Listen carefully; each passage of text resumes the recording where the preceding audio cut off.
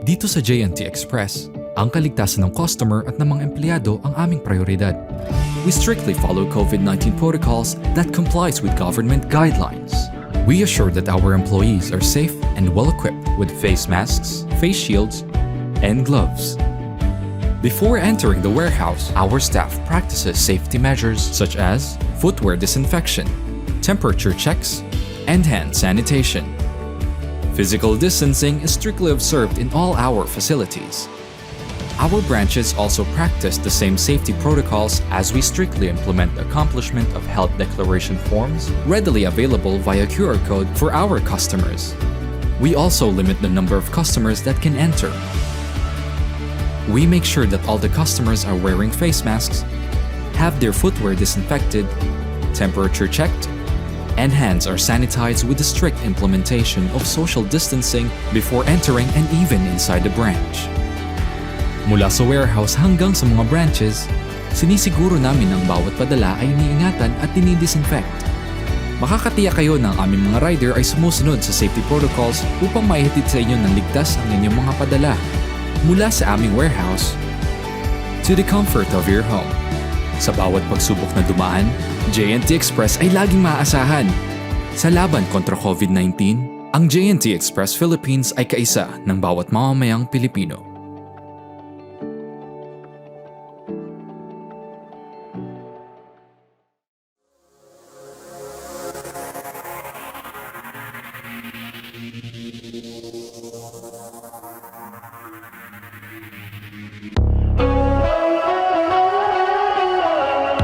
Multisys Technologies Corporation is your one-stop system provider. We do advanced systems research and development, focus on evolving assets of IT systems, platforms, and software solutions. We show integrated set of programs and solutions that drive businesses nowadays. Backed by our R&D team, we are able to customize solutions according to your business requirements with speed, accuracy, and efficiency. In our efforts to help Filipinos' way of life through digital innovations and transformation, we partnered with IT companies, system contractors, government agencies, big conglomerates, small and medium enterprises, and tech startups as well.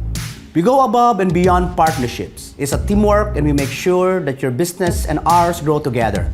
We find success in every collaboration and establish meaningful connections. That's why we want to partner with you. Here at Multisys, we empower your business.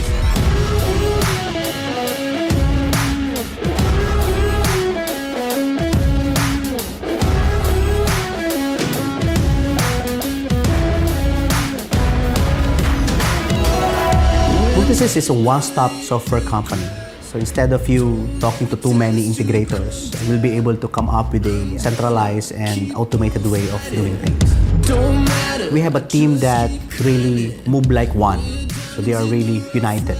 So instead of one programmer, one system approach, I think multiple programmers joining force together, they can collaborate easily.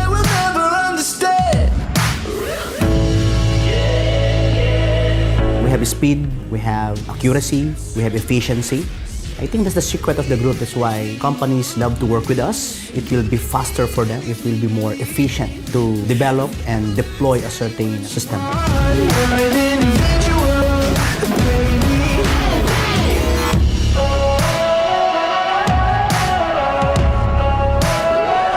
They are a designer, they are a coder or programmer, they are a systems analyst, they are a quality control expert, and they're a UI and UX expert as well. That skill is not easy to really somehow have in one programmer. Multisys can really customize the system. We can customize it according to their needs, design for their own and existing process flows. We're all racing against the clock. Priority of Multisys is to elevate the lifestyle of every Filipino by delivering automated, integrated systems to make sure that we can fast-track the operation, processes. 'Cause I'm about to end. I think it's all about how fast can you deliver a certain technology. Speed matters nowadays. Sabi nga sa Tagalog, diba, daig ng maagap ang masipag. That's why we develop futuristic systems. What we do is that we predict the future, we develop, and then the moment that we are partnered with a certain entity, we're able to show them a live system. It's not a PowerPoint presentation. It will be a prototype, it will be a working system. So this will give them an idea how to solve a problem. This will give them an idea to expedite their processes. So not only showing them a vision, but showing them a solution already. We develop end-to-end solutions for 8 industries now, and we would like to automate other industries as well. Currently, we have an end-to-end solution for information technology businesses, ERPs. We have e-government solutions, healthcare, an end-to-end solution for utility, whether you are an electric company, a water utility company, a telco, or a cable utility company. We do also retail, hospitality, academe, and of course, the new one is the banking and finance.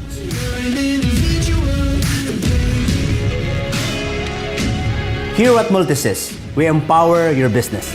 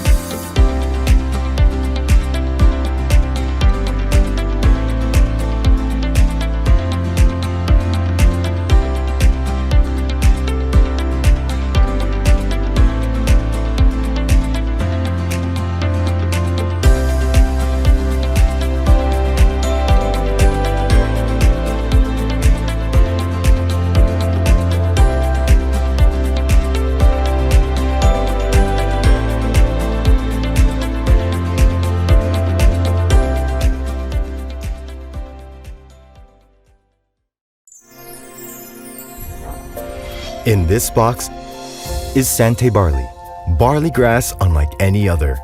It all begins in New Zealand, where temperate climate, fertile soil, and glacier-fed rivers provide ideal conditions for barley to grow, unlike any other place in the world. In Canterbury Plains, New Zealand, Sante works with nature, watching over every step to grow our barley grass. We harvest at the peak of quality to produce Sante barley, pure gluten-free barley grass that meets New Zealand's BioGrow standards. All this contained in the all-new packaging of Sante barley in capsule and powder. Still the same Sante barley you've come to trust. Live more, do more.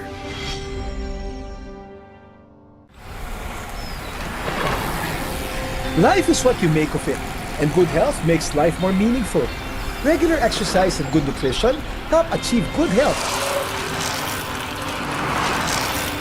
Ano? Race to the top? Let's go! Stay fit to get more from life. And the good you put in is the good you get out.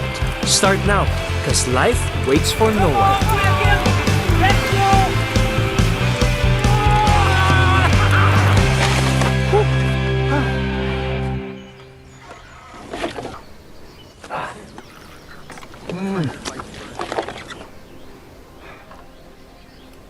Ano? Ready for more? Ready? Ikaw, ready ka ba? Ako pa! Let's go! Let's go! This is my Sante Barley. Live more, do more. Mahalagang paalala, ang Sante Barley ay hindi gamot at hindi dapat gamitin panggamot sa anumang uri ng mga sakit.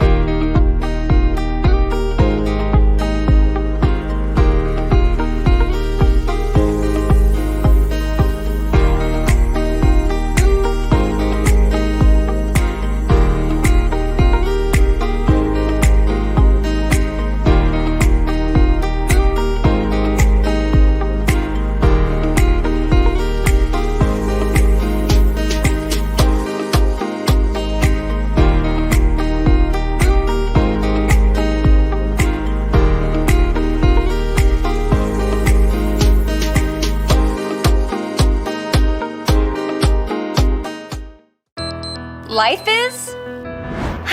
Good morning. Cause you can pay anywhere, anywhere. Cause you can Galing! pay and go. Grabe! You can pay anytime, anytime. Ganda! Cause you can pay later. Life is G, cause of GCash.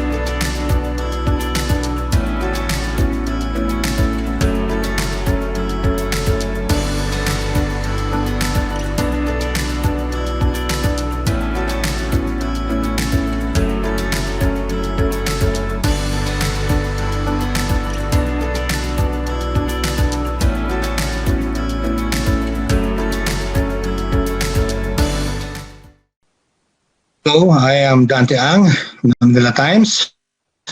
Let me first greet our speakers this morning. Honorable Ramon Lopez, Secretary of the Department of Trade and Industry. Mr. David Almirol, Founder and CEO of Multisys Technologies Corporation. Ms. Zoe Chi, Vice President of J&T Express Philippines. Mr. Frederick Levy, Chief Commercial Officer of GCash. Ladies and gentlemen, on behalf of the Manila Times, good morning and welcome to this business forum on micro, small, and medium enterprises, or MSMEs. Our newspaper has been organizing events and publishing stories about how the Philippines, along with the rest of the world, can recover from the economic impact of the COVID-19 pandemic. In discussing recovery, the topic of this business forum today naturally comes to mind. Consider some statistics from DTI, whose latest data shows that 99.51% of all registered enterprises in the country are MSMEs. Obviously, that number shows that any recovery plan should take into consideration their interest. In the effort to create jobs, MSMEs are also relevant. They account for 62.66% of all employment generated. And in terms of value added, MSMEs contribute 35.7% to the total economy, or what we also call gross domestic product, or GDP. Again, these figures suggest that an earnest recovery for the Philippines is coupled with the welfare of MSMEs. Our speakers today know about this relationship very well. Secretary Lopez, of course, was a leading champion of MSMEs development before his appointment to government. And our other speakers are entrepreneurs themselves or senior executives of firms that help sustain and grow those enterprises. Like you all, I'm eager to hear their presentations. The country is hoping not only for a bright holiday season this year, but also for a strong economic rebound for 2022 and beyond. Of course, COVID-19 casts a long shadow over future prospects. The disease will likely linger for years to come, but as we have said in previous fora and editorials, the Philippines may have no choice but to simply learn to live with COVID-19.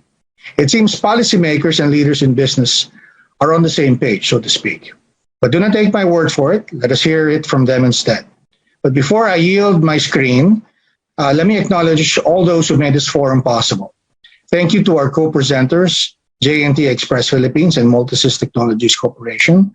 Our appreciation also goes to our sponsors, FPG Insurance, Infinivan, and Santi. Thank you as well to our special partners, Maybank and Savoy Hotel Manila, and to our organizational partners, the Italian Chamber of Commerce in the Philippines, British Chamber of Commerce of the Philippines, French Chamber of Commerce and Industry in the Philippines, Davao Chamber of Commerce and Industry, Financial Executives Institute of the Philippines, Management Association of the Philippines, and last but not least, our media partner, the Manila Times TV. Of course, we appreciate all those watching this event on the Manila Times website and on our social media platforms, the Manila Times channels on Dailymotion, YouTube, and the mobile phone app Live. Thank you for your time. Those watching this forum at a later date may wish to know that stories about today's presentations will also be published in the Manila Times as well as in its replica, the Manila Times Digital Edition. Now let's get started.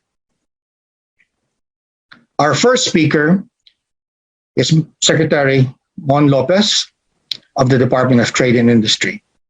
His extensive government experience with the Presidential Management Staff, DTI, and the National Economic Development Authority in the early part of his career, followed by 2 decades of extensive positions in a private corporation, provided him with a solid background on macroeconomy and industry and business development that allowed him to adopt more holistic perspective on trade and industry development. He's also a strong advocate of free entrepreneurship education for 12 years until he was called to serve the country again under President Rodrigo Roa Duterte's administration as DTI Secretary. He received several awards, such as the 2016 Nation Builders Award for Government Service for his role as prime mover in micro, small, and medium enterprises development, and the Philippine Innovation Man of the Year Award in 2017 for the promotion of social entrepreneurship through innovation. In 2018, he received from President Duterte the Order of Sikatuna with the rank of Datu, one of the senior honors one can receive from the Philippines. And just recently, he was also named by the People Asia as one of the 2020 People of the Year for his effort in the gradual, safe, and calibrated reopening of the economy amid the COVID-19 pandemic. Ladies and gentlemen, Secretary Lopez. Sir, may I ask you to unmute your mic? All right. Thank you. Good morning, sir. Can you hear me? Yeah. Okay. Thank you. Good morning, Mr. Dante Link. And great to be seeing you again, although virtually.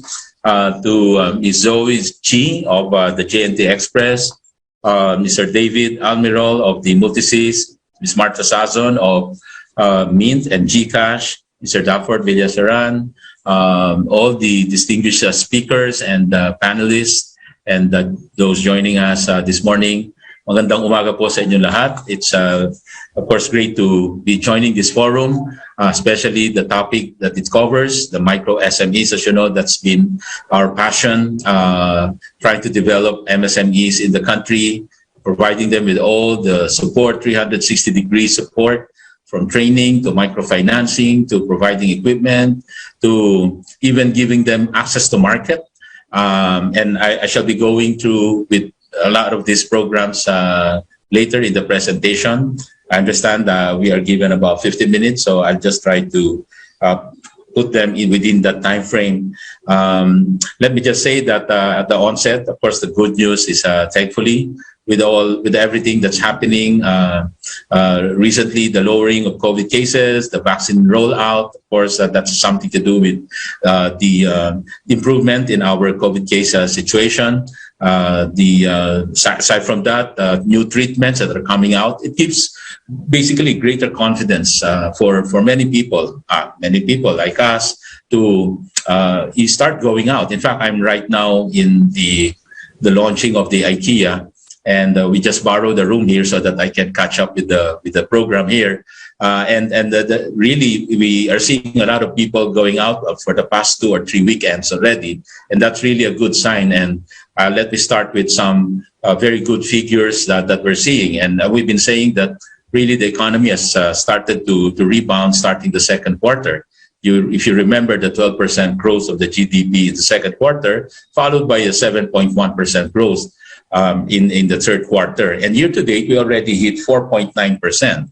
And as you know, the initial target when this 2021 was being discussed last year and early this year, in fact, the number was even brought down to 4.5% as a full year target. But now we are already hitting 4.9%. So if we are to hit 5.5%, or 5% for the full year of this year, we just need to hit 5.3% for the fourth quarter. But if you want to hit 5.5, we have to hit 7% for the fourth quarter. As you know, the 4.9%, since that's January to September, these first 3 quarters have been very challenging. We've been moving up and down the restrictions, and to me, the best is yet to come. October, as we all know, we just started all this lowering of alert level system and even allowing children to go out, and so many good things happening and all cases going down. So that's the reason why I'm saying that the best is still is yet to come, because the prognosis is that there's a chance we might hit 7% for fourth quarter or even higher. And with that, if we hit 5.5 for the full year with the 7% on the fourth quarter, we just need to hit 4.8% by next year to reach the 2019 pre-pandemic level of about 19.3 trillion pesos GDP level. But as you know, for 2022, the target is even higher, 6 to 7%. So God willing, of course, and with all our programs set in place and the continuous, recovery from the pandemic, we might be seeing that 6 to 7% next year, being also an election year. So, I mean, people are more optimistic nowadays. People started to go out. They feel that we're getting back to the new normal. And of course, everyone is of course hearing, and we keep on reminding that we really just have to manage this, keep this, everything still following the minimum public health protocol for us to maintain this kind of momentum we're seeing and not have the surge, just like what's happening right now in EU countries. No, so it's very important, the minimum public health protocol, the vaccine rollout, now the boosters, so many things that we just really have to continue implementing. We can say that we might be over the hump, but we don't have to have more speed bumps ahead of us. I think we've also addressed that part. amidst this pandemic, what we are also seeing is that yes, there are about 10% of, based on our survey, we conduct survey, DTI, for all the companies that we cover, and there's about 10% still closed. I always look at the number of closed businesses. Okay, during the during the height of the pandemic, that number started with 40% closed. But over the months of 2020, as we were starting to reopen, and the reopening of the economy is something we've been fighting for in the IATF discussions ever since. So we are the voice of the business and the economy in the IATF, but eventually now IATF is, of course, we're always aligned there, balancing health and economy, and everybody is, of course, in agreement to giving back the support to the economy as we control the health. So when we were starting to reopen, we saw that this number of 40% closed, it started to go down, and at best it reached 5%. And I remember that February of this year, and we were hovering around 5 to 7% when we were under GCQ and all that. But again, the Delta surge happened, and that number shot up to 16% at worst. Okay, so what I'm just saying is that coming through about 2 or 3 waves of surge. As you know, we started with 5% close. Right now, kahit nag-reopen we are seeing that 10% now. I was wondering why it's not going back to 5%. So chances are, when we look at the data, the 10%, yung iba talaga really permanently closed. And when we asked also on the survey, those who said that they're closed, about 20% really said that they will be permanently closed, and about 80% of those closed are just temporarily closed. But having said that, what they're saying also is, of course, people still have to earn, have to find another livelihood. So they must have closed that business, but they are reopening other businesses. Of course, they have to continue to earn. They have to pivot. They have to look for new businesses. And that's the reason why we have this data on the chart now that shows that over the years, if you look at the number of businesses that are registering and renewing their businesses in all the LGUs, local government, mayor's office, city, municipality, we count them all in, you can see how the numbers continue to grow. From 2017, just look at the total, 1.3 million enterprises. In 2018, about the same, 1.3. It went up to almost 1.5 in 2019, and 2020, 1.7. Now, remember, 2020 was the start of the pandemic. Numbers continue to go up. And one might wonder, but of course, that is also, there's a causality there. With many jobs lost or businesses that closed, they have to find other businesses. So those who lost their jobs have to earn some income. These are the types who would register their business because they came from an employee relation, so they're used to an office environment. These are the types who register their business. That's the reason why tumaas yung number of businesses that registered even during the pandemic. Those who lost jobs, shifted businesses. And moving into 2021, of course, while we started to see the recovery, the numbers even went up much higher, from about 200,000 increment from yung naging 300,000. From 1.7, we're now around 2 million. So number of businesses registered and renewed. So these are active businesses. This is not just a survey. Businesses even renewed, and registered in all the LGUs in the country. So there's a bit of good news there that at least the entrepreneurship is alive in the country, and that Filipinos are entrepreneurial. They find ways to earn, especially those who lost their jobs. So they shifted fast, and now we're seeing this growth. Okay, so let me just move to the next chart. This is just to show another number. This is the number that we usually see in the PSA, just so that we don't mix up the two. The PSA numbers, according to them, are numbers that they usually monitor, especially these are the places or companies, enterprises registered, and those who would have specific location. In other words, may pwesto. No, they are in a specific place. So that's the reason why it is not captured. It's not capturing those businesses that are, I guess, mobile or based at home and but still registered. And those are the numbers that are captured in the LGUs. Okay, so that's the reason why there's a difference. Now that's almost a million enterprises different. No, and also just to keep in mind that the 2 million that I showed earlier still does not include all businesses. No, there are still a lot of businesses not registered. Our estimate is about 5 to 6 million unregistered informal sector, and that's really allowed actually, because you can't force everyone to register. But we believe that in their entrepreneurial journey, one gets to register their business if they really progress and if they want to grow bigger. They have to put their records in order. They have to file, register, file with the BIR, so that they will be able to issue receipts, especially if they have bigger clients who will be asking for receipts. So definitely they will eventually register. So that's the principle. But being unregistered is not bad. That's their incubation period. They're perfecting their model and adjusting and kind of informal at the setup. Again, so when they get big, they get registered for sure. So so that's the entrep story in the Philippines. No, the profile. You've mentioned earlier the profile of what we have here. 99.6% of all those registered are MSMEs, accounting for 60+% of employment, so on and so forth.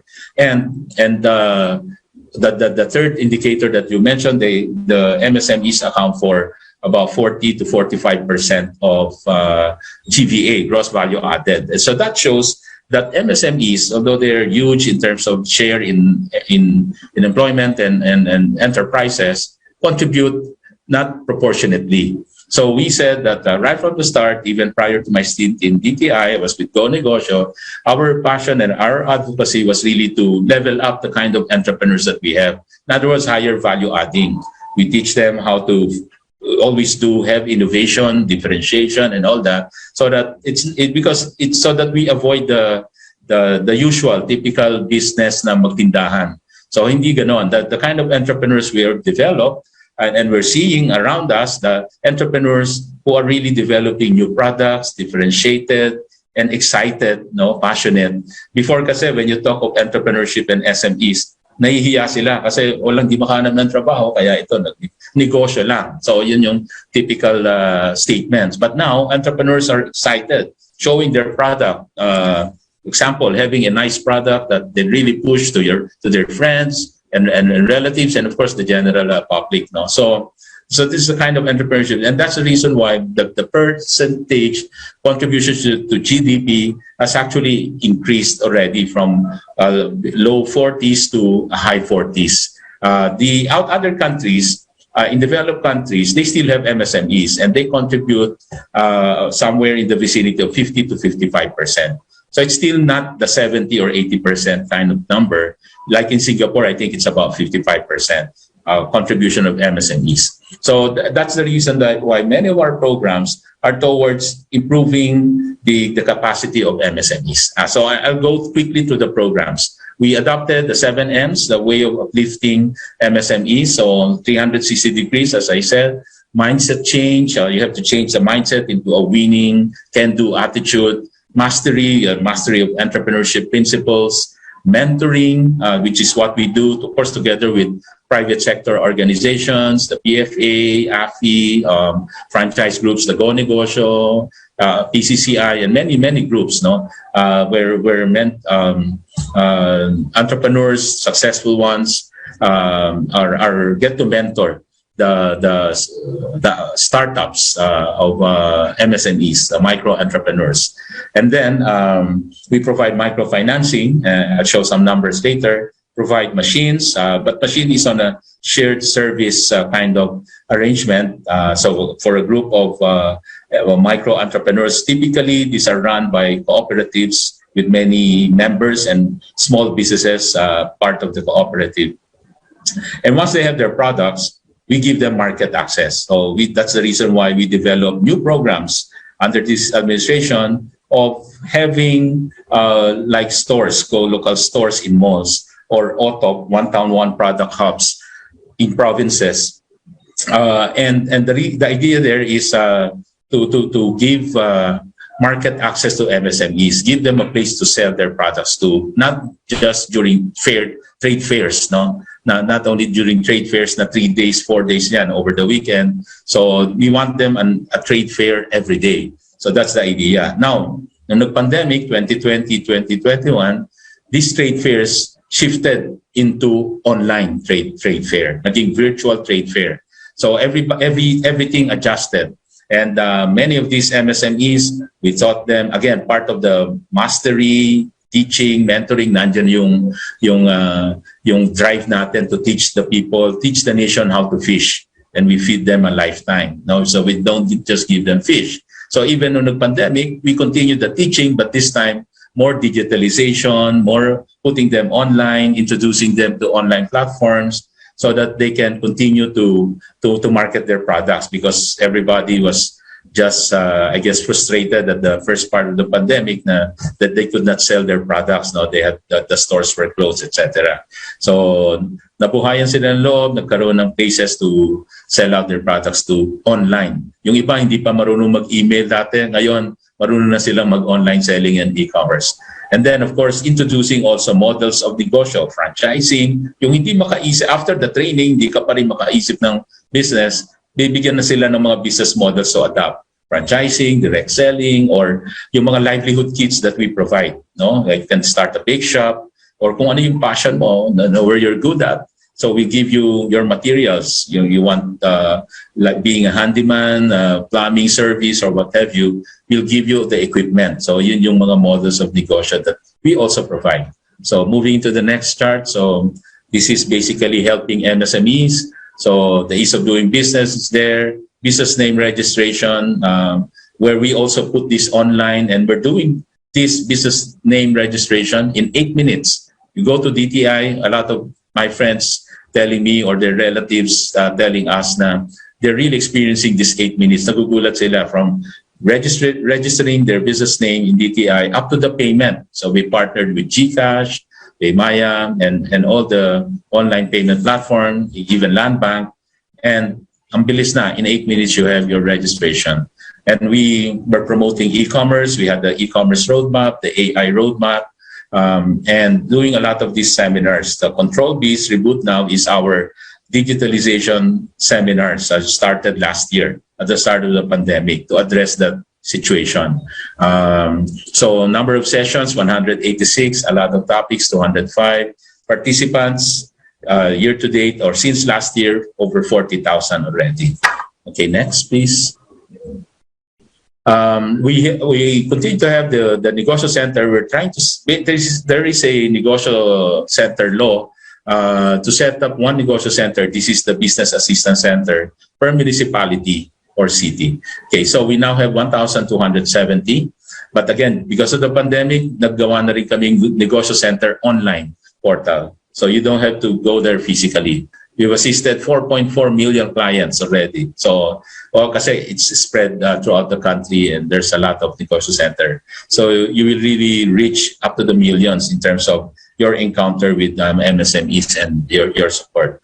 The Kapatid Mentor Me, our tie-up with Go Negosyo, and we conduct regular mentoring and training sessions. The Philippine Training Corporation, PTTC, we converted it. Dati for exporters lang yan. Ngayon ay MSME, Global MSME Academy na siya. In other words, hindi lang exporters. Para at MSMEs, all these basic seminars that we provide, there is also a home. And this, hindi lang physical, ginawa rin nilang virtual yung mga seminars yan during the pandemic. Okay, and then other special programs for the Filipina, MSMEs, women entrepreneurs. Pivot Embrace Technology project is also those that are wanting to move into an e-commerce and mga IT field. May actual diploma ito that we tied up with informatics and partners that will really train people. And so it's not a one-day kind of training. So there are graduates out of this program already. and that they get employed or they start their own IT business after. Okay, next. So on the microfinancing, you must have heard the program commonly asked of us.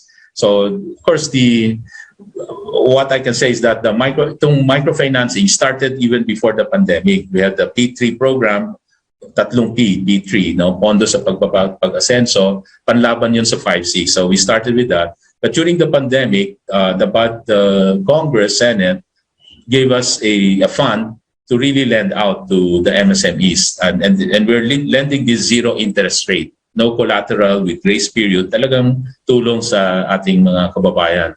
So we're given 4 billion, we're able to lend out 6 billion already because we were able to get other additional funds to support it.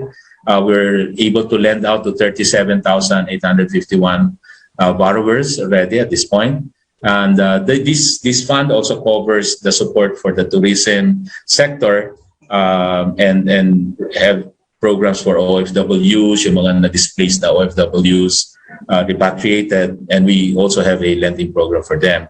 But before we give lending with the loans, no, before we lend out to the borrowers, we make sure na may training pa rin sila. Shared service facilities, we continue to provide this. These are the shared equipment that are really being given to big groups of entrepreneurs. For example, one plantation of calamansi or papaya and all that, merong isang equipment doon that will process the output. So parang may value added, may processing. So we give out equipment. And then the fabrication laboratories, this is really for yung mga 3D printers and creation of prototypes, shared equipment din yan, yung concept na yan. And there are these numbers. No, that. Then the Go Local, I mentioned, these are the stores, the everyday trade fair. These are what you can find in several supermarkets. We started with Robinson, with SM, yung lahat ng branches ng city malls, no, and many partners now. Recently, we just signed with Mega World as well, and the Metro Group.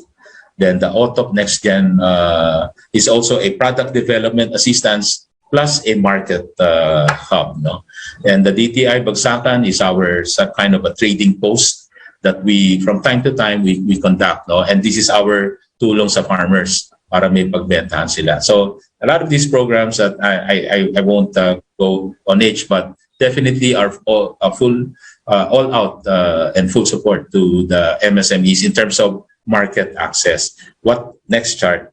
So next chart, please. So because of the pandemic, sabi nga natin, we had to introduce them to the e-commerce. So thankfully, there are partners like the Google, Facebook, and other partners like Union Bank, yung Global Linker, wherein may mga platforms sila and even Lazada pala, no. And what we do, we train them, of course, with their help and assist them, and so that these MSMEs can onboard to their respective platforms. So win-win din ito, no? Adding more merchants to their site, but at the same time, our MSMEs get to access the e-commerce platform.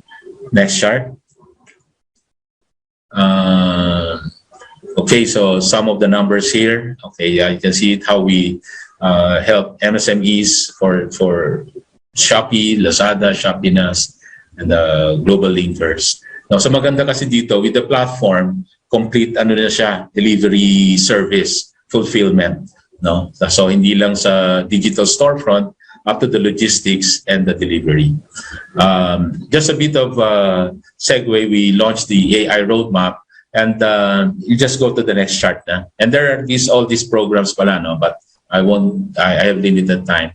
And some good news on the e-commerce, 93% growth ng Philippines 2020-2021, we are recognized as the fastest growth in terms of yung internet economy this year. So this news came out about 2 weeks ago lang, no? So, and the forecast growth is sa 40 billion by 2025. We're now 17 billion. We grew from $9 billion.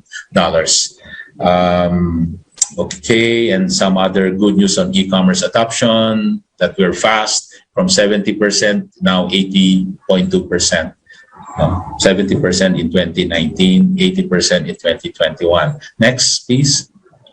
So, and the talking about the AI, we go directly into the next. So AI is the one technology tool that we see that can benefit in general of the business sector. And the point I'm raising here is that this will not be limited to the big guys. The purpose of establishing a center for AI research. The diagram on the right side of the diagram, you can see that we want this really to be inclusive. So AI research and development for industries, so that our industries will get more, will improve their efficiencies. Now where to establish the next branch based on data analytics, what products to produce, what cycle, what plant to what crop to plant for agriculture, when to plant it, where to plant it. So based on data, all these decision-making requirements can be assisted by AI. So this is the reason why we really want to launch this Center for AI Research, to provide this AI research and development for industries, to provide AI products, yung mga off-the-shelf type, and accessible for MSMEs. So this is our way to democratize AI and make this available to MSMEs. And more importantly, as part of our education system, to train also the educators and faculty so that we can develop more data scientists needed in this particular group. And the beauty of this is that this can, again, just provide jobs and investment and business opportunities as well. For the country, and level up really the kind of businesses that we have. Nakikita natin dito is that if we have OFW remittance helping the country to a great extent from the 70s until now. So nag-start yan ng 70s, we had the OFW phenomenon, and we've reached about $30 billion, but OFWs, we have 12 million.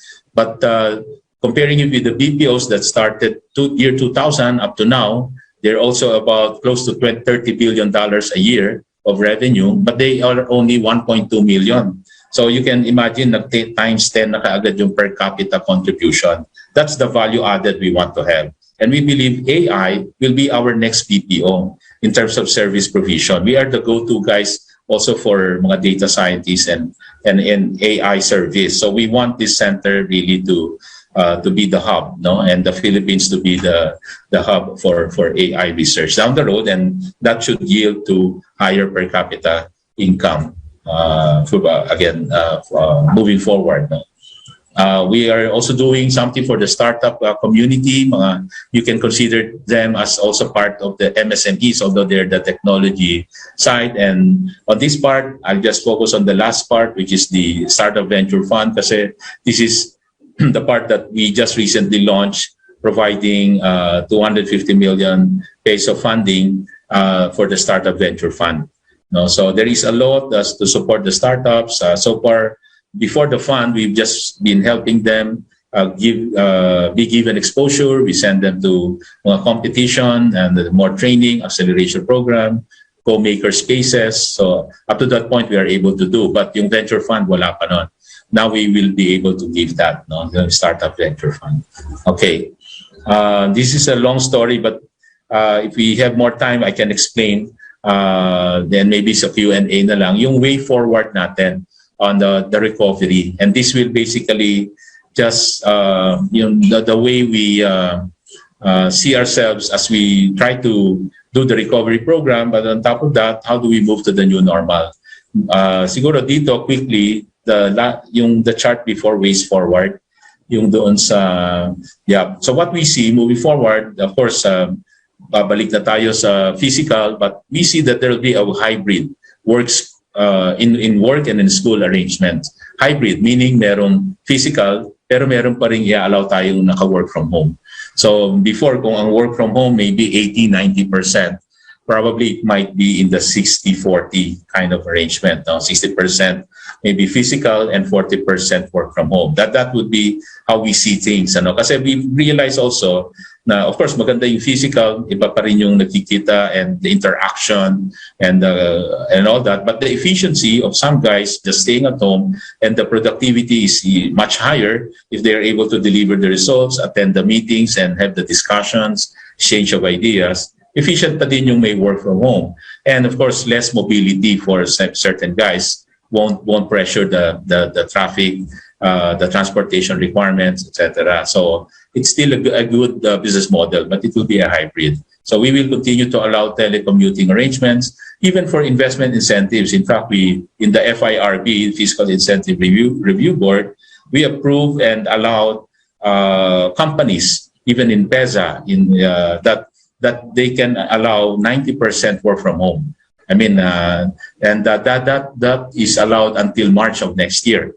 No, kasi in-extend yung the state of calamity, no, on the COVID. So we allowed that. So, but down the road, obviously that number is expected to go down, and it will be a blend already. EODD, the ease of regulatory burden, provision of temporary mga regulatory relief, and then the MSME support that I mentioned. And then next chart, of course, we just have to. Right now, we're talking about mga booster shots. Hopefully, eventually, after the approved na yung sa health workers, A1, A2, A3 for booster shots. But what we're pushing for is for the economic sector. Ma-allow na rin yung booster shots. Especially, a lot of our private companies also imported or purchased through the government, purchased the vaccines. So, importante dito, kaysa mag-expire itong mga bakuna na to, we allow the private sector to use this to their employees for either for the first 2 doses or as a booster shot. So, that's our way forward also, right? So that we can really, the private sector can help government in terms of vaccinating the majority, the dominant portion of our population. And then also when it comes to mga protocols, eventually, hindi lang IATF na dapat ang magagawa ng mga protocols. Because as the COVID becomes more of endemic and not pandemic, pag endemic na yan, pwede nang i-devolve or decentralize sa mga LGUs. And in fact, even as we discuss it, don't remember yung issues sa children, sabi namin, bahala na dapat yung LGU or yung parents. Actually, kasi kung may gamot naman ang COVID na at nabakunahan na ang mga adults, and of course we're moving down sa mga minors, dapat talaga kanya-kanyang pag-iingat na tayo, and low risk area naman tayo ngayon. I mean alert level 2. No, so eventually this protocol should eventually be decentralized. Parental individual observance of healthcare protocols. Okay, so dyan na dapat tayo papunta. And of course, I missed the first important bullet. And of course, moving to that new normal, yung antigen, i-allow din natin yung antigen test. Kasi, at ang maganda dito, pag nag-antigen, may microchip yan. Somebody presented to us na may microchip at mako-connect yung result to a master list, a data master list. And again, the vaccine is to protect oneself, while an antigen test is to protect others. Kasi ito yung pag new normal, bago ka lumabas, ikaw na rin magte-test sa sarili mo. Maybe you can have a regular testing. Tayo, twice a week. Or before going to a reunion or to a public place, mag-antigen tayo. Kasi what can it do? Hindi naman makakasama yan. At the least, it can prevent someone from going out already pag nag-positive siya sa antigen test. At least mag-iingat na siya at magko-confirmatory test na siya sa PCR. Kesa sa lumabas siya na hindi siya nag-test. So yun yung, it can only do good for, if we practice this. Parang in the new normal, parang may kanya-kanya regular testing tayo. It's just like getting your temperature before you go out. May lagnat ba ako? Kasi kung may sakit ako, hindi na ako lalabas. No? So ganyan lang naman yan, yung allowing also antigen test. No? And what else? We have to continue scaling up our capacities, infrastructure, manpower, and resources sa pagdating sa healthcare facilities, vaccination, service delivery. Because we've gone through this pandemic, na-realize natin, this is one infrastructure that we really have to have, no, as a country. And it's not just to rate higher compared to other countries, because what I can tell you is that there are many studies that showed na kahit hindi kasing advanced yung ating healthcare infrastructure, we manage the COVID better than other countries. If you compare the death per 100,000, we're not the lowest, but we're certainly a lot better than many other countries bigger than us. At saka yung COVID cases per 100,000, naka-index sa population, death and COVID cases. No, so we rank better. Hindi ko lang nadala nyo ba yung number na yon, yung mga statistics na yon. But if I can share that talagang we really did better on that. Okay, next chart. So yon, on the arrival, no, one back up. No, down, please. Yan. Okay, so, and then, eventually, so, ang maganda dito, as we learn to deal with the virus also, yung business continuity na ensure na. So, we've changed the protocols, allowing businesses tulad ng mga 3Cs, dati yung mga dine-in, gyms, and all that, open, close. So, we said, keep them open, let's just change the operating capacity para hindi na sila open, close. And then, if we have more supply in an area with more supply, dapat talaga i-limit na yung movement ng unvaccinated and give more freedom for the vaccinated individuals. Then, also way forward, you've seen naman how we have improved protocols in terms of mga quarantine policies, shorten na natin, especially on the yellow list. The green, no quarantine requirement, basta vaccinated and may PCR test before the flight. We're talking of safe reopening of schools. And okay, I guess next chart, the hybrid, we're done here. No, the last chart now. So scale up of infrastructure. And then, of course, we just have to continue. Of course, mag-iingat pa lahat, minimum public health protocol, and continue perfecting itong prevention, detection, isolation, treatment, rehab, DDITR. Especially the ability to contact trace, detect, and isolate immediately that person. So dapat natin pa rin yung capability. But again, it's good that we are able to reduce the numbers now because of the vaccine, and we're confident at meron na ring mga treatment like molnupiravir and other treatment. With this vaccine and the treatment, it gives greater confidence and comfort sa ating mga consumers in general, the public, na parang it's okay to go out, no? It's as long as yun nga, no, mag minimum public health protocol ka na, and then the confidence is there, and with greater consumer confidence and business confidence, so we can really expect a more optimistic near future, and economic rebound for our economy. So, and that, of course, will really be a big help to the MSMEs. Whenever we talk to them, we are telling them, be prepared. You should be able to ride on this rebound. Because kung hindi ka sasama dyan, maiwan ka. No? So, kailangan yung taya mo sa business mo, pagandahin mo na, you've learned through the pandemic, may e-commerce ka na and all that, you have to continue to innovate your product, etc. Para pag nag-grow ulit, nag-rebound yung economy, kasama kayo sa growth na yan. So I'll end there muna, and sorry if I took much of your time. No, quite all right, sir. It's quite fascinating. Although I think we have to recognize that you are in a borrowed room at the IKEA opening, and my wife might get upset if that store's opening will be delayed. She's been looking forward to IKEA's opening. It has been opened already. So okay na. I hope they won't kick you out. Sir, I just have two questions, and sure. Before I turn over to my co-moderator, Ford. The first question, I want to draw on your extensive experience in coaching and mentoring SMEs.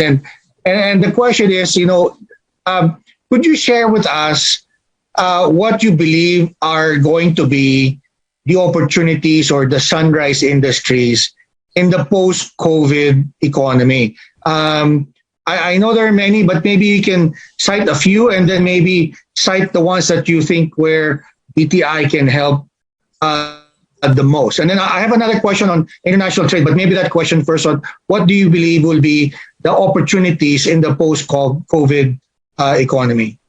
Yeah. Oh, thank you. Thank you, sir. Hello. Yes, Yeah, sir. Thank you for the question. That's really an exciting question kasi with all this development itong sa pandemic, you heard how e-commerce has grown. Definitely, those part of the e-commerce value chain, so to speak, are really growth opportunities. And when you talk of e-commerce, it's not only just the merchants. It could be the service provider, the logistics, delivery, fulfillment, the IT behind that, no, the logistics, all forms na nakita natin, not only motorsiklo, even bisikleta, pinandi-deliver, a lot of livelihood there actually. So yung micro, depende sa level ng gusto mong salihan, and also depende of course on the strength, the training that you've got. If you, frankly, in the technology field is one field na if you train on the technology side, I mean, you have the science, math background, type, of course, then yun ang magandang i-pursue because that will still definitely be the future. Kasi with all these digital things happening, andyan maraming opportunities in jobs and also in business. So, but not all are into that. So kaya talagang you just have to mention that these are also actually nandyan yung mas maraming opportunities. That's the reason why we are trying to inject more AI because that's also part of that future. So hindi lang sa e-commerce, and AI traverse all different sectors as mentioned in agri, in industry, manufacturing, lahat yan may AI. So kung may mga kabataan ngayon na nakikinig, we'll advise everyone to look into that field, and we need a lot of data scientists. It's very much in demand. So yan yung mga ayan yung maraming growth areas. What else? Maybe food is still the center of it, but you just have to find innovations and differentiation when it comes to food. Everything also is now talking about going green, anything in the sustainability business model, mga waste to energy type of businesses, renewable energy really is the way forward. If you're a big investor, yung mga investments sa mga renewable energies really big because, for example, a lot of companies now that cater, let's say, they export their product, even electronics companies, and mga data centers that we invite. Ang unang hinahanap din nila ngayon yung renewable energy source because if they are to supply their clients abroad, the clients are already requiring that their power source should be coming from renewable energy. So there's that pressure from the market side. And therefore, if you are really big investors wanting to look into opportunities, renewable energy, anything that is for the 4IR, mga robotics, Internet of Things. These are also the technology of the now and future. No? Let's say we are seeing them already around us. Interesting. So there you have it. So those who are looking to invest, delivery, food, green energies, AI, those are the exciting things. The second question, Secretary, maybe you can give us an update on the opportunities or maybe the developments in ratifying the RCEP, the Regional Comprehensive Economic Partnership. What is DTI working on? Maybe the ASEAN market, the ASEAN integrated market, and yes, and then part of that, Singapore, for example, is looking into, of course, digital trade treaties. Is there work on that front? Because as you mentioned, AI technology will play a big future in the post-COVID economy. Are we also looking at maybe promoting trade through digital treaties? But the first part, the RCEP, ASEAN, Sige. then... Sige. Yeah, thank you. Yes, the RCEP, well, first, the status, naka-dalawang committee hearing na sa Senate trying to really explain the importance and benefit of RCEP. One cannot imagine that and one should not imagine that Philippines will be out of RCEP, or at least will be delayed. Because each day that will be delayed, the market can go to Vietnam and all the countries that have signed up, that have ratified, and opportunities will run away from will be gone in the Philippines. Imagine, but you're the investors that are supposed to come in, and you won't benefit yet from the RCEP. They'll go to other countries. So we don't want that to happen. And the RCEP, because it provides really rules-based and market access.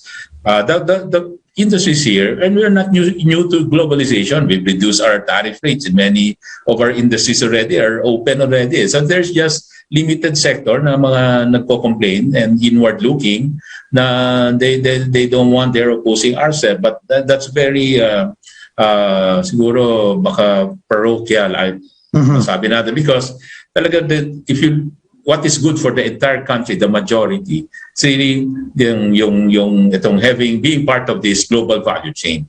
Kailangan ma-realize the Philippines is already a part of that. So if you cut that, we'll lose opportunities. Then they'll go to other countries. Kasi ibig sabihin, in RCEP, you have better market access outside. Plus, the manufacturers will get lower cost of their inputs. Yun yung importante. It's also some other technical parts of it, yung mga rules of origin. Na with RCEP, allowed yan. Na, kunwari, you have to export garments, apparels. Yeah. Pag galing sa ibang bansa, minsan hindi ika-count yan na as Philippines, and therefore walang rules of origin, hindi mo pwedeng i-export at mag-enjoy ng market access na zero duty sa RCEP countries. But with this, you can get your supply from the best country source of that textile, for example. And that will be credited and counted as a rules of origin mo, and it will make your product eligible for zero duty in that RCEP country. So may mga ganyang nuances that are important in this RCEP. It gives us great, kasi it's global. You can source from other countries. You can also export to more to these other countries, both sourcing and market access. Again, like in electronics, we're part of global value chain. Yung ginawa ni Malaysia, hindi pa rin tapos yan, bibigay sa atin yung electronics products, tapos may gagawin tayong parts doon, and then i-export na naman natin. So, pasa-pasa yan, kanya-kanyang specialization.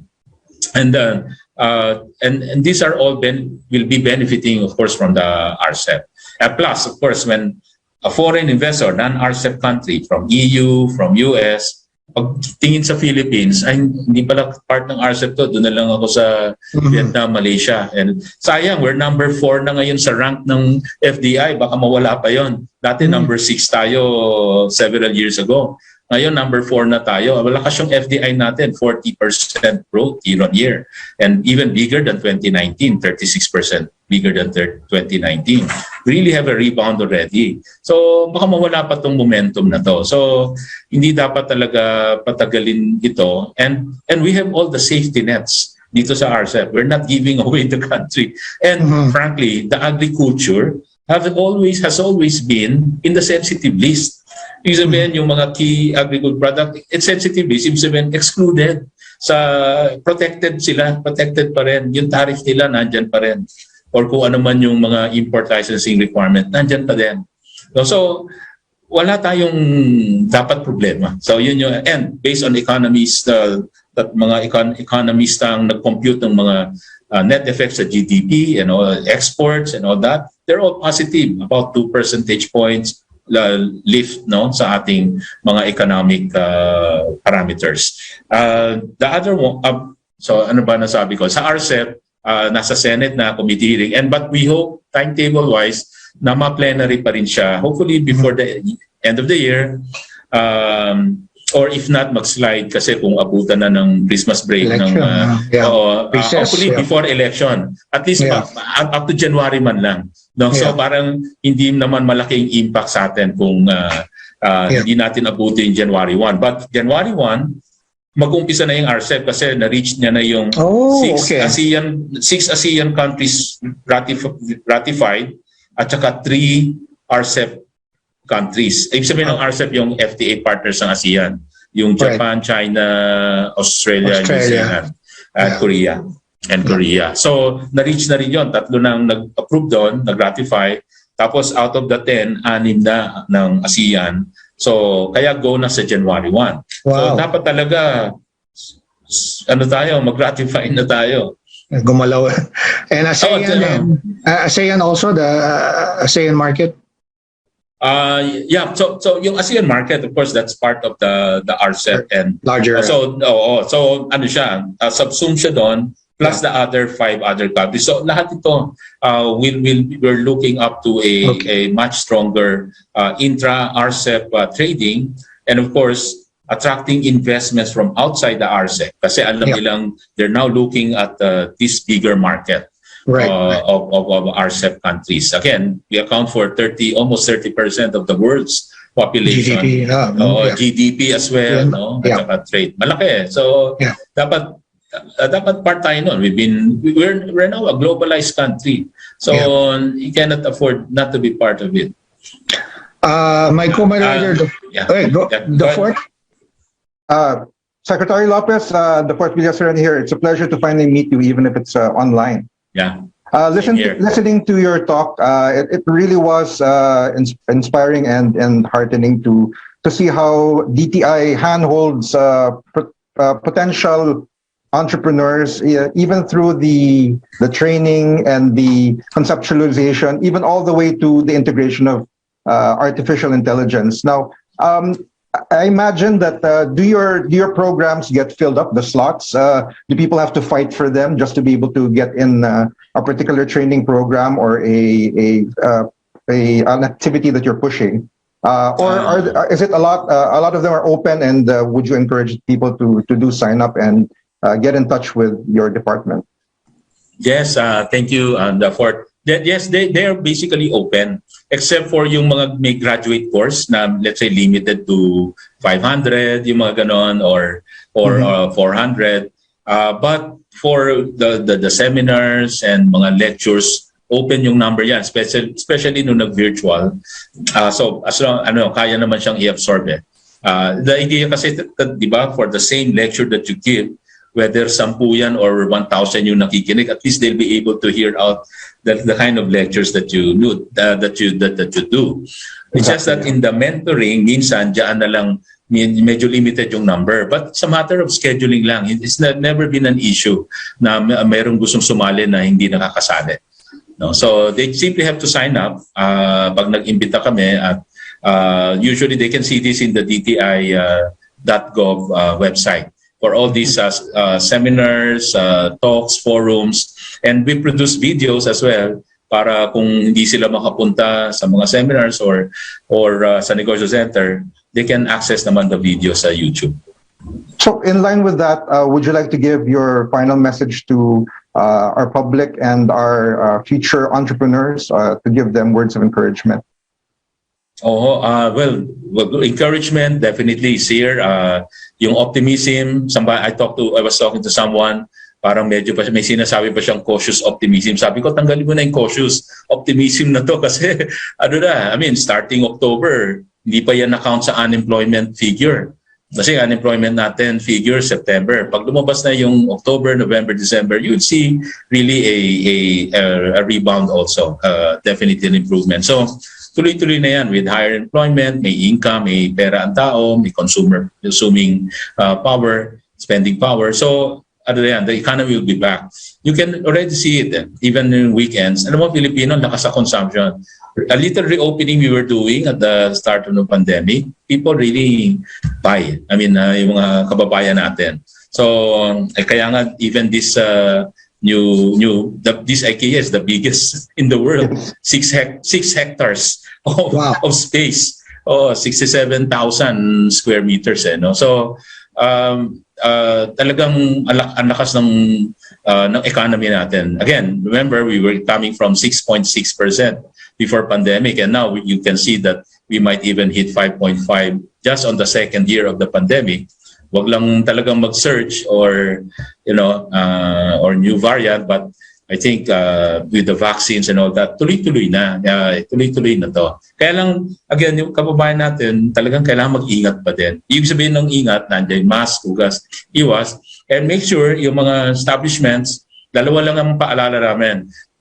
First, really, all establishments should have health and safety protocol officers. Talagang nakatutok yan. Walang gagawin sa tindahan kundi siguraduhin lahat sumusunod. Number 2, make sure, lalo na we required kasi pag indoor, dine-in, 3Cs activities, yung mga personal care, barbershops, gyms, yung mga indoor na yan, at saka yung dine-in, kailangan vaccinated. So, kailangan talagang hingin yung vaccination, yung copy and proof ng vaccination, whether that's digital or the card na inisyu ng LGUs. Kasi pag hindi binibigay yan, pag loose tayo sa implementation, posibleng magkaroon pa rin ng hawahan. Kaya yun yung iniiwasan natin. So really just have to protect ourselves and be part of that, yung protection system, yung protocol. That's our contribution. And of course, una-una magpa-vaccine. Napaka-importante. Sir, thank you very much. I know you're very busy, and I wish I could be there to shop in IKEA. We'll wait for you. Sir, okay, madala. We'll reach out again and maybe talk to you some more because there's so many things that we can. Oh, I may maybe sorry pala. May 30 seconds pa if I can just Go to ahead, announce. Sir. Kasi you're a big group, and I just like to share with you today. We are launching the Flex Friday hashtag. Online lang naman ito. Okay. Flex as in flex mo yung muscle mo, flex. Ipapakita mo wear something local, basically. Flex on a Friday. So buy something local, have something local. It's meant really to stimulate demand sa local economy, buy local. So ginawa namin, magpakita ng something na suot or kinakain and all that na local at every Friday. Kaya ko ngayon ina-announce para bukas kasi iaano na namin. Umpisahan na namin yung posting.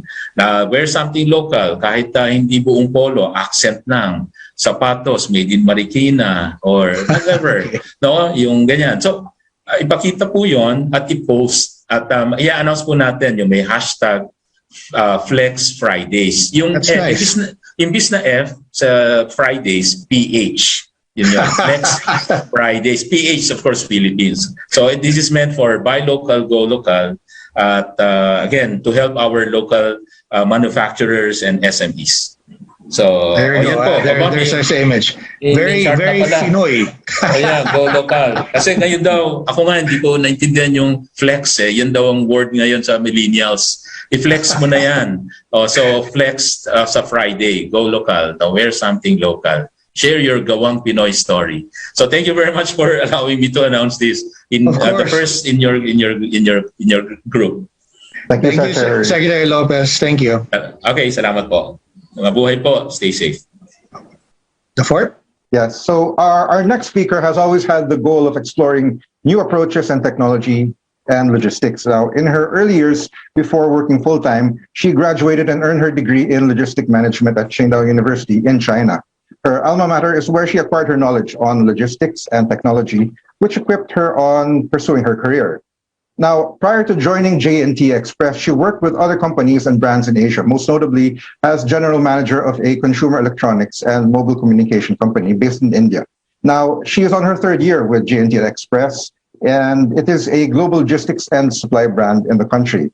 And in the first few months of the launch of the company in 2018, she experienced a lot of challenges in order to be able to provide cost-effective delivery that could reach even far-flung areas in the fastest possible way. Now, despite these, she saw them as an opportunity to innovate and even adopt pivot strategies that made gradual changes for the brand.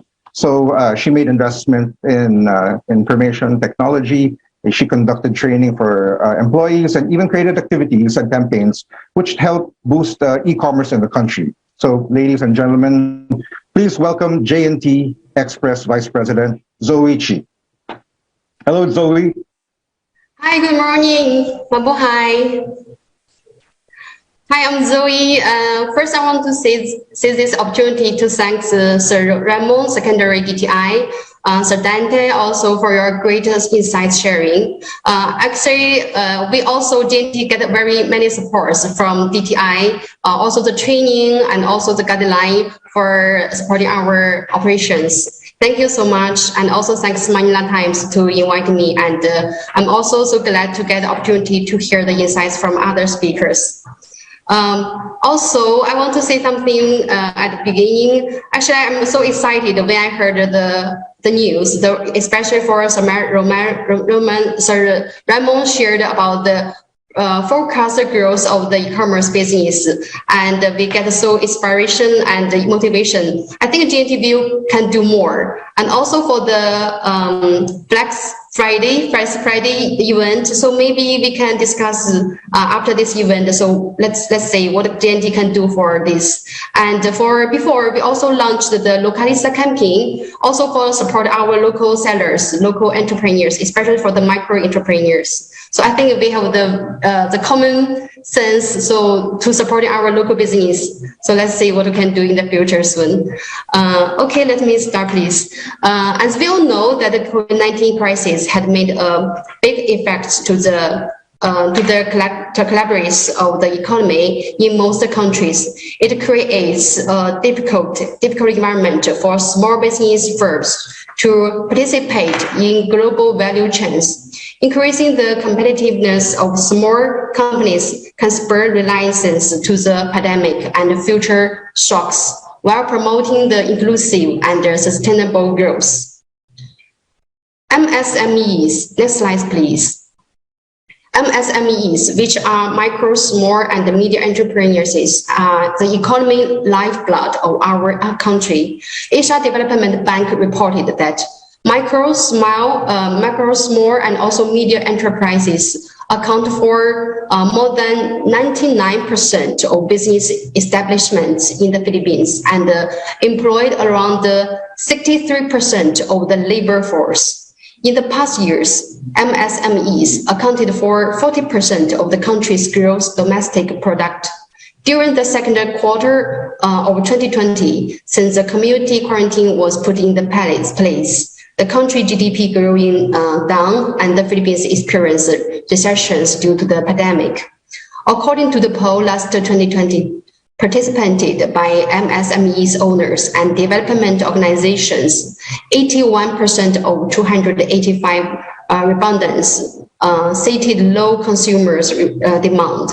This low demand, together with transportation and logistic difficulties and a lack of financial capacity, were mentioned and the key challenge for MSME owners in resuming operations.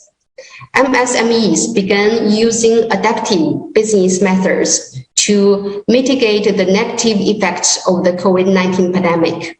Among this inclusive digitalization or the use of internet platforms for the company transaction, cost reduction, product and service deliveries, the use of non-cash payment options, and allowing workers to work from home. Among the recommendations included resolving issues in public transit to promote safe and efficient mobility of people, goods, and service, as well as strengthening supply chain management by including more local suppliers.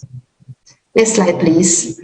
GNT Express acknowledged the role of MSMEs to the community, particularly during this pandemic. With many of us stuck at home, MSMEs helped solving many of our daily needs. So this picture also is about our Localista campaign post.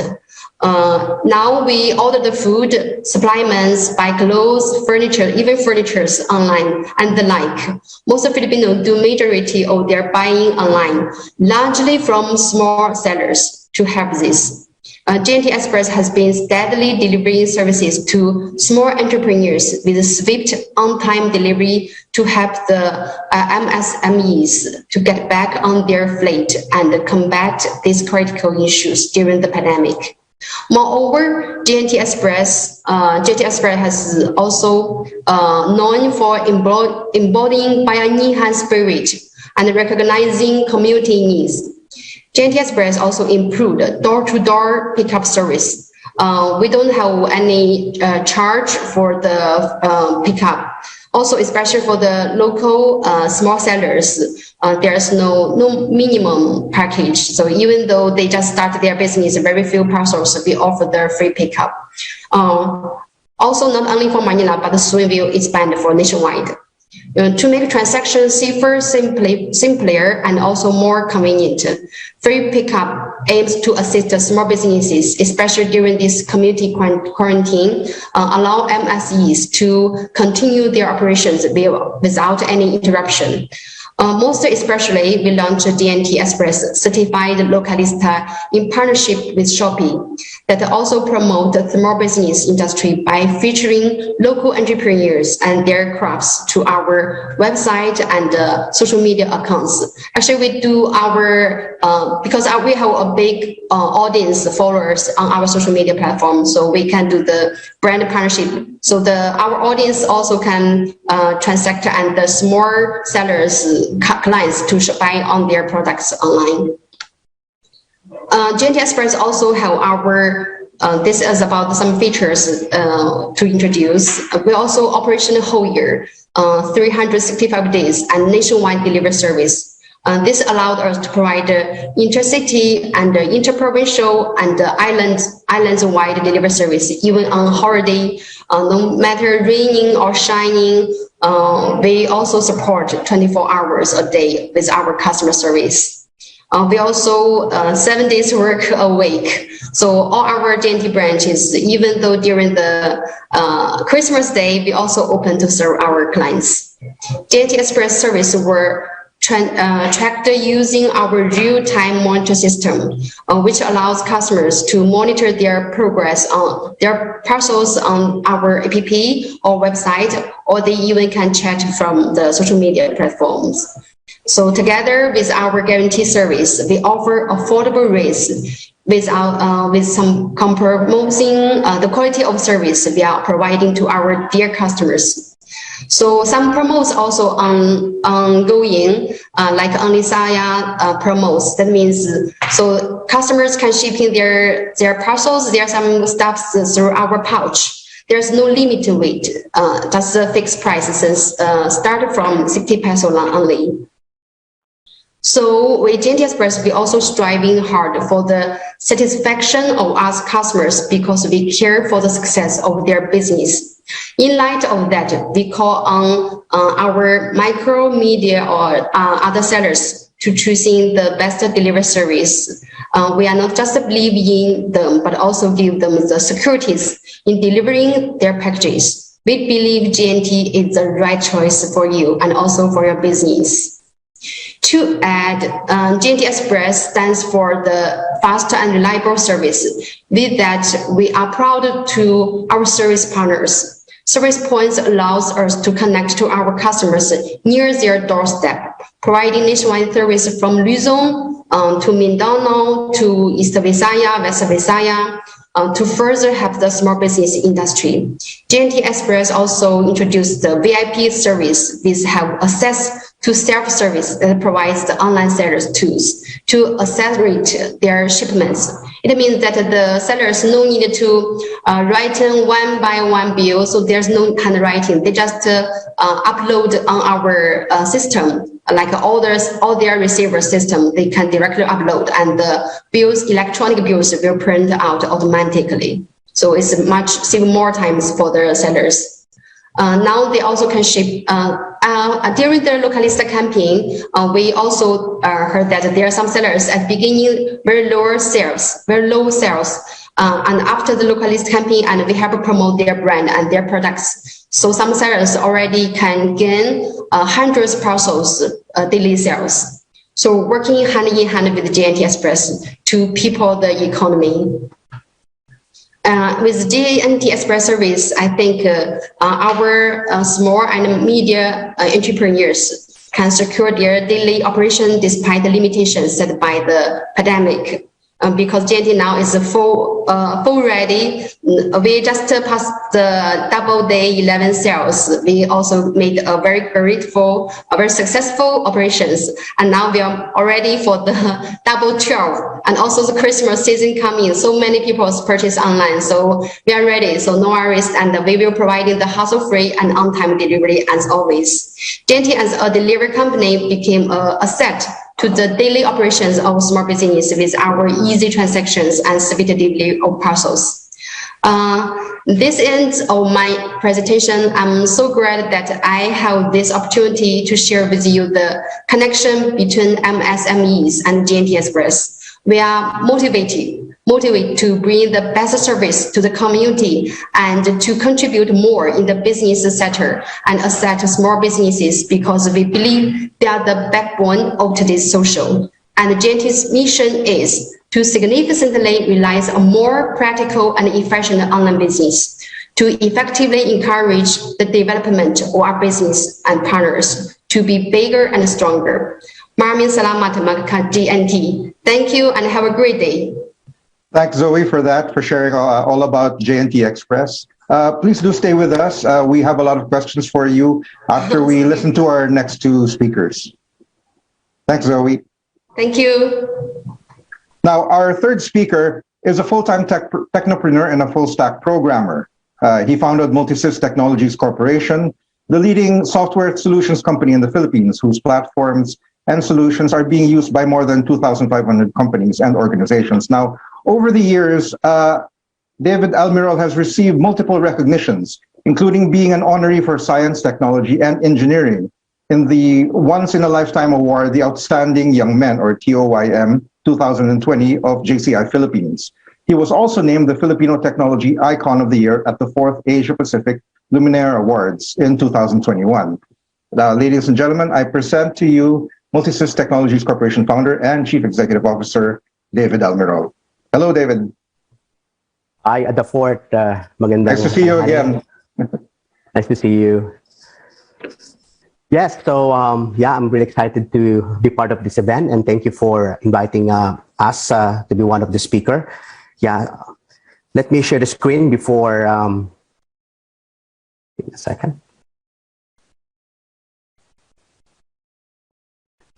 Okay, so allow me to speak about the rising enterprises and the rising economy in the Philippines to support and empower our micro, small, and medium enterprises. So right now, Multisys is actually focusing on this initiative since we know that the SMEs are our backbone in terms of economy in the Philippines. So just to give you a little bit of insight, we've done some study, and we're quite amazed that the percentage of registered micro, small, and medium enterprise in the country were 99.52%. They're all registered. So according to DTI, the contribution in our country's GDP is more than 35%. So this is actually 2019. So I'm sure mas malaki ito ngayon. The percentage of franchising industry contribution in the country's GDP is 7.84%. So over the past 3 years, from 73rd or ranking in the Global Innovation Index, 2020, we are already 50th. So I think we are moving fast, no? And we expect to be maybe the top 1 in the future. We don't expect to be top 1, but maybe we'll be part of the top 10 in the future, especially our government like DTI and other government agencies, including the private, are really joining forces together to help the SMEs. So currently, under the Philippine SMEs, we have more than 900,000 Philippine SMEs. And in retail itself, that's more than 400,000. And take note that 400,000 out of that 462,000 in retail, they are now selling online, whether in social media or maybe they are linked to other e-commerce platforms. That's why Multisys is focusing more on how to simplify and how to empower more our SMEs. Multisys it has a very simplified model. So we look for the traditional businesses or processes, whether government or private, and we convert them into a digital play. Right now we have 7. So we're quite busy in converting the traditional retail business into e-commerce play. That's why top of our activity now in Multisys is actually the e-commerce.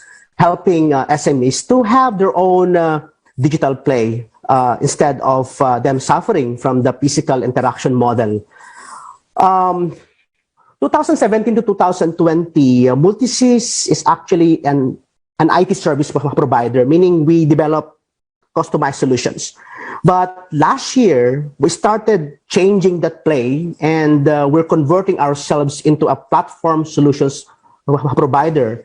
And only this year, we're able to shrink the IT customized services from 80% to 10%. So if you try to check, 22% of our activity now are all revolving in the e-commerce digital play. So that's quite a big step from 5% around 2020 to 22%. We recently launched our end-to-end multi-store platform. So this is actually to empower the small and medium enterprises. And we're so happy and excited because the DTI is very open for partnership. So we are entering into partnership with DTI to help the small and medium enterprises for them to have their own e-commerce play. Allow me to show you what we're doing in Multistore. So in Multistore, we're able to combine 3 platforms. First one is the Store Box. This is a store management where you can manage your store, branches, products, etc., including warehousing. Then we're able to link our platform called Delivery Box, okay, for automated delivery system. So we have an AI-driven or algorithm-driven technology that can identify the nearest rider, so that you don't need to, to operate in a very complex way. So our system is already linked to our partners like LBC, Grab Express, XDE, Lalamove, Mr. Speedy, Ding Dong, and other courier company. The good news is we did not automate the delivery system, but we also embed the payment system so that our merchants will not suffer from doing manual, collections. That's why our technology is also linked to multiple payment systems like Paymaya, GCash, of course, Visa, MasterCard, GrabPay, even foreign e-payments like Alipay, WeChat Pay, GrabPay, and other banks and payment gateways in the country. We have several partnerships like Shopee, Lazada, and Zalora. The newest ones are the Ding Dong and Mercato under RJ Ledesma. So we're quite excited because this is not just a business. This is actually an empowerment to everyone, especially on the activities or business activities of the SMEs, because we know how hard, to lose customers. And the only way to survive in this new normal is to have a cashless, maybe paperless, and even contactless e-commerce play. Allow me to introduce to you the multi-store platform. So we developed several platforms already, and we expect on board around 15,000 merchants in the next 12 months. And we also partnered with PLDT and other e-commerce players, even LGUs, since we have a smart city that empowers more than 50 cities and municipalities. So this is to localize or help the local, as mentioned by Secretary Mon Lopez a while ago. Now we have to support local products. And the main intention also of Multistore is to support local products as well. So in Multistore, we recently launched the MultiFresh platform to empower farmers. So this is no longer just a play. This is a livelihood empowerment. This is very important because we need to support also the less noticed and maybe less supported partners in the economy, like craft farmers, fisher folks, and even livestock farmers. Whether small or medium enterprise, and even the micro, meaning these are the mom and pops cooking something in their home. Maybe the parents are taking good care of livestock in their home. So they can convert this as a very small livelihood, but it can be more sustainable than them, being, eaten up by brokers, or we call them the middleman. Okay, so right now we have operation in 5 locations. So we have in Mountain Province, we have in Ifugao, Nueva Vizcaya, Pampanga, and Isabela, and we intend to expand this nationwide. That's why we are busy partnering with LGUs, and we're also partnering with the big conglomerates if they want to use our platform as a slingshot to support our farmers. So we're very happy to announce that our partners are not the big conglomerates. Our partners are the farmers. And every time that we visit the farmers, especially my mom, we see the need, and we see that they are very thirsty of support. So even if a single support to them, they really appreciate that. That's why we're quite excited to expand this activity nationwide. And we're planning also to partner with agencies, the like of DTI and even Department of Agriculture for this activity. So aside from the multi-fresh, what is the reason, okay, why we need to empower the SMEs? There's a lot of problem in terms of like supply and demand. So what we've done is we developed a platform to create a balancer. How could we solve the problem between supply and demand so that the crop farmers, the fisher folks, the livestock farmers, the logistic companies, and even the cooperatives and LGUs, they'll be the one to benefit instead of the middleman, or the brokers are the one benefiting from the revenue. The only way to do that is to make sure that we have a very strategic platform that bridges between supply and demand, like the supermarkets, online groceries, e-markets, cloud kitchens, vendor companies, and even home consumption.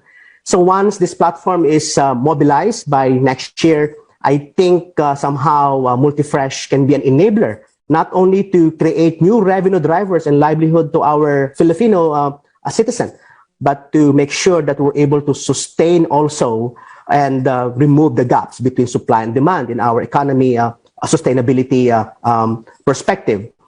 In Multifresh, we have platforms already. So not only just a marketplace, but it has a very predictive system that it could predict the next crop. So example, if a certain farmer planted ampalaya, or maybe a certain community planted, eggplant or whatever vegetable or crops, the system can predict, okay, the mortality rate and how many that community can produce, so that the consumptions or the demand, maybe malls or maybe food processors, will be able to order in a very predictive way. So they can even order how many they need next month, next month, and even next year using the platform. So I think AI empowerment is very important nowadays. That's why I'm really excited to hear more and really work with DTI, because they really support the AI activities, and Multi-Sys is also into AI nowadays. We have a very simple dream why we launched the multi-store powered Multifresh. Our dream is very simple. We want to empower livelihood. And I'm sure this is also the dream, or maybe the vision also of the government and even the private conglomerates. Uplifting the lives of our farmers, creating a sustainable supply and demand system, educate the next generation that agriculture is the next big thing. We need to educate the next generation that there's money in agriculture. We need, because every time I talk to several kids, they don't want to be a farmer anymore. They want to be in tech, they want to be in other industry. But during our study, there's a huge revenue, okay, coming from the culture business. The only way to do this is to make sure that we're able to come up with a platform to excite and to tribe the next generation to go into agriculture.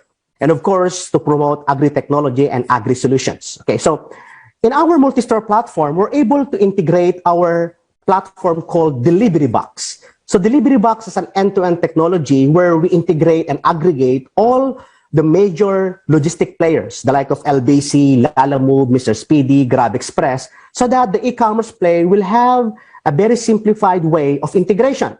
That's why we call this as a smart delivery platform. So allow me to show you the video for the Delivery Box. So for the Delivery Box, we have hundreds of thousands of courier or delivery partners linking to their platform. These are riders, whether motorcycle, van, air freight, and this is linked that can be used by shops, can be used also by restaurants, grocery stores. It can be even used by the government through parcel and documents. Okay, this powerful API can be used by any integrators, any company, or any e-commerce players, so that their customers, once they do the ordering, they're able to fully automate the ordering management system, inventory management, and to automate also the delivery management. They can easily assign courier and the courier will be notified immediately. The riders will go to the stores to pick up the merchandise or goods, deliver that to their clients, as simple as that. So that's why we consider multisys now as a simplifier or maybe enabler to help our merchants increase their sales and, of course, their business. Whether they're grocery, they're in parcel business, they are in shop business or merchandise business, to help them simplify their business and at the same time to grow their business as well. So that is the Delivery Box platform. This is actually a free platform to everyone. They can easily integrate, they can sign up for free, they can just visit deliverybox.ph, and there you go. They can have their own Delivery Box platform. So this is a new technology developed by Multisys Technologies Corporation. So allow me to go back with my presentation. Okay, so what is multi-store? In fact, we're working closely also with DTI, and we're able to meet them multiple times and discuss the beautiful platform called multi-store. So multi-store is a very simplified platform. So we don't need to complicate things to help enterprises, because they need simple ways and they need the simple process, or else if we add complexity, it add also a lot of complications, especially in operation. So imagine a platform that you can build your online store in minutes, literally in minutes. So you can try it. You can just visit multistore.ph, register. You have a free trial for this one. Once you register, you'll be able to choose which website you would like to build. We have ready-made templates for food and beverages. You can also build your online grocery, maybe online mall, or maybe a small retail shop. It's up to you. You can even build your online shop or maybe online grocery on your own without a programmer. You can even build your online business like manpower services. If you have salon, if you're tutoring, you're cleaning, you're an architect or engineer, you can even use multi-store to build your online play in a very simple way. The good news is you can run everything in this platform. So you have store management where you can manage your store, your branches. You can even maintain your inventory through the platform.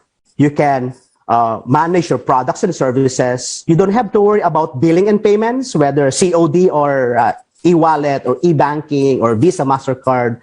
The system will handle that for you. You don't have to worry also about demand and scheduled delivery, or you want to have your own fleet, or you want to have your rider to deliver your goods. You can also do that. And you don't have to worry about reports and analytics. So it's actually a website builder. So you don't need a programmer to build an end-to-end online play. You can build it on your own. You don't need to be a tech savvy to have your own marketplace, so that you can use this as a website, as a branded website. Example, if I have maybe a davidrestaurant.com or maybe davidsalon.com, you can build it on your own without without any help of a certain programmer.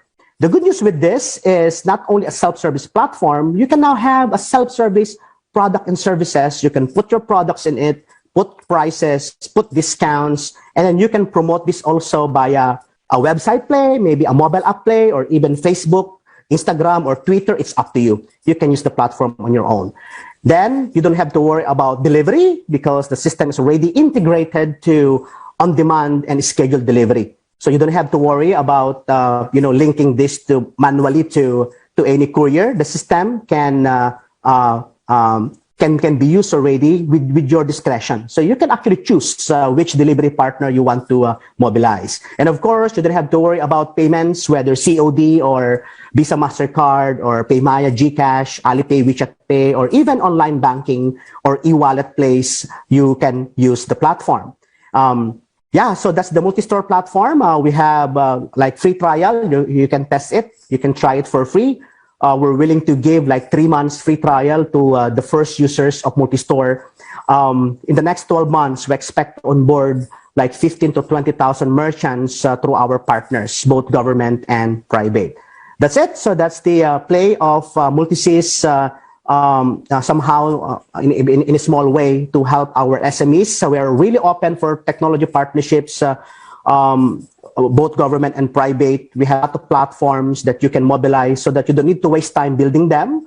whether system integration, you can subscribe, system development, apps or mobile apps or website, maintenance and support, fintech, platform development, marketing partnerships, delivery services, and even managed services. So that's it. And thank you for inviting us here. Thank you, Manila Times.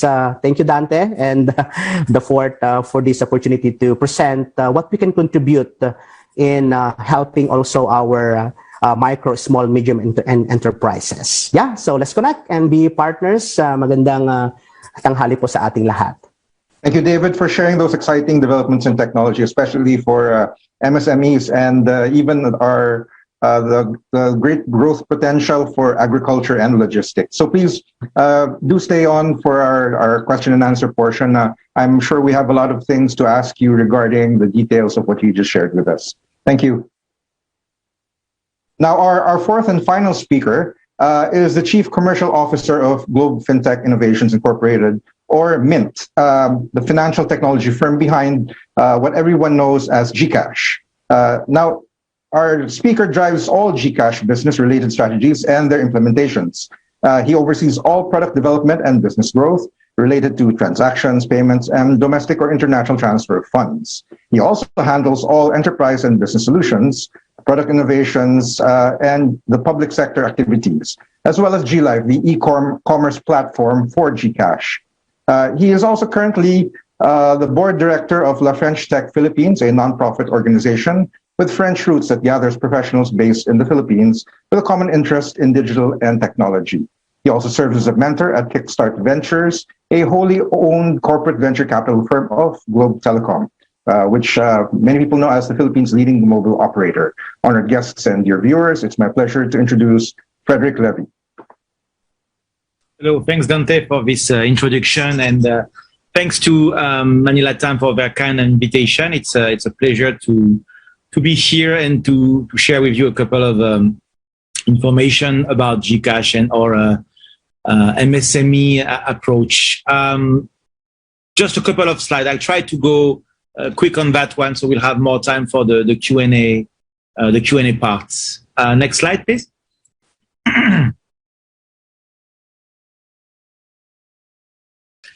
Okay, so just a couple of figures about GCash. So, you know, a kind of refresh, or maybe these are the most, I think most of these data are the last updated one. So GCash is the #1 finance app in the country.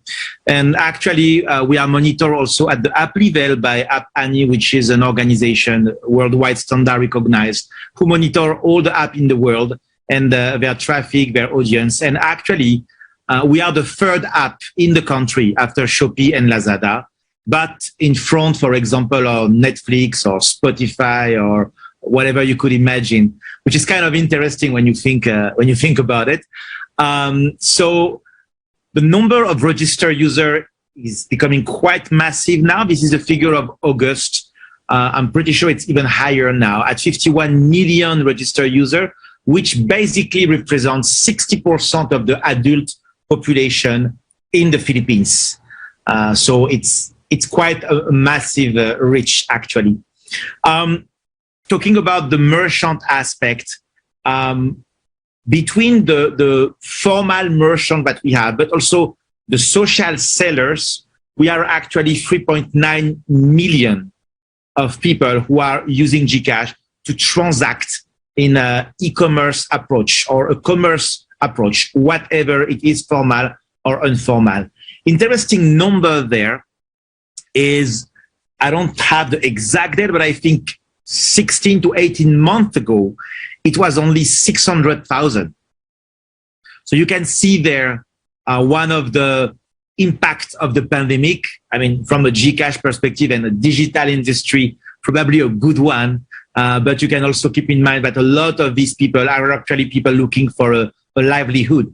So they had to quickly find a solution, moving for a more traditional approach from commerce to an e-commerce approach. So 600,000 to close to 4 million. I'm pretty sure we breached the 4 million already in what, 16, 18 months. So clearly you can see that there was a huge fast track there.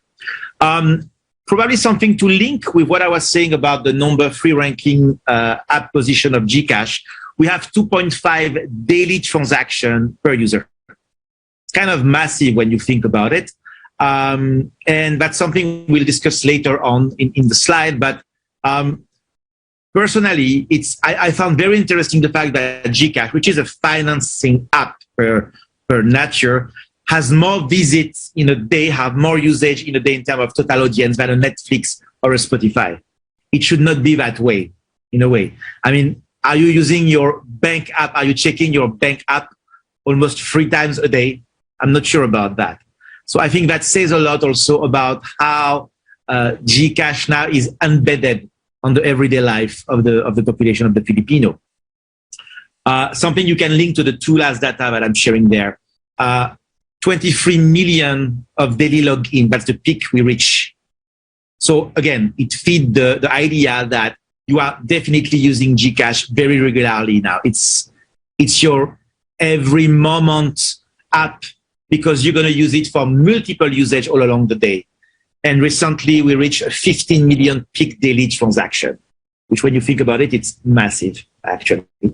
I think one of the strengths of the app, something that we keep on repeating very often, but it's the diversity of the service we are proposing. We will deep dive a little bit later now on some of these services, but beyond the classic payment or transfer solution that we can propose, and a lot of other partner or competitor are proposing, we are actually getting deeper. We have more payment option, more transfer option. We now are getting actively in everything connected to lifestyle, particularly with G Life, something we will discuss later on. And the financial services. Gcash is today the app who propose the most diversity of financial services, from saving, invest, credit line, insure, loan. We have multiple solutions of loan, and we have a lot of new product FS financial services coming soon, early Q1. So at the end of the day, I think it's the overall experience that we are proposing to generate that huge traction in terms of user, that's huge loyalty to the system, and that massive usage. Next slide, please. So as we are talking also about the pandemic impact, we were trying to identify some of the key insight that we can extract from our experience during this past, let's say, 18 months. So there is a piece of information that I shared earlier, but basically the number one, this is my personal selection. So it's not necessarily the official selection. This is the one I think makes the most sense to discuss with you. But basically, the number one thing I was very impressed is the digital livelihood approach. As I was saying earlier, 600,000 to close to 4 million. The interesting thing on that one, and that says also a lot about how the company organized, because Gcash is a big organization now. When you reach that type of volume, you cannot operate as a startup or the first stage of a startup. You really have to bring more structure in the overall org. However, despite that, we are still able to be agile, following in some aspect the startup playbook. For example, when we saw that there was this massive traction, it was coming. You know, the 600,000 to 4 million doesn't happen overnight. You see it coming. You see that it's growing.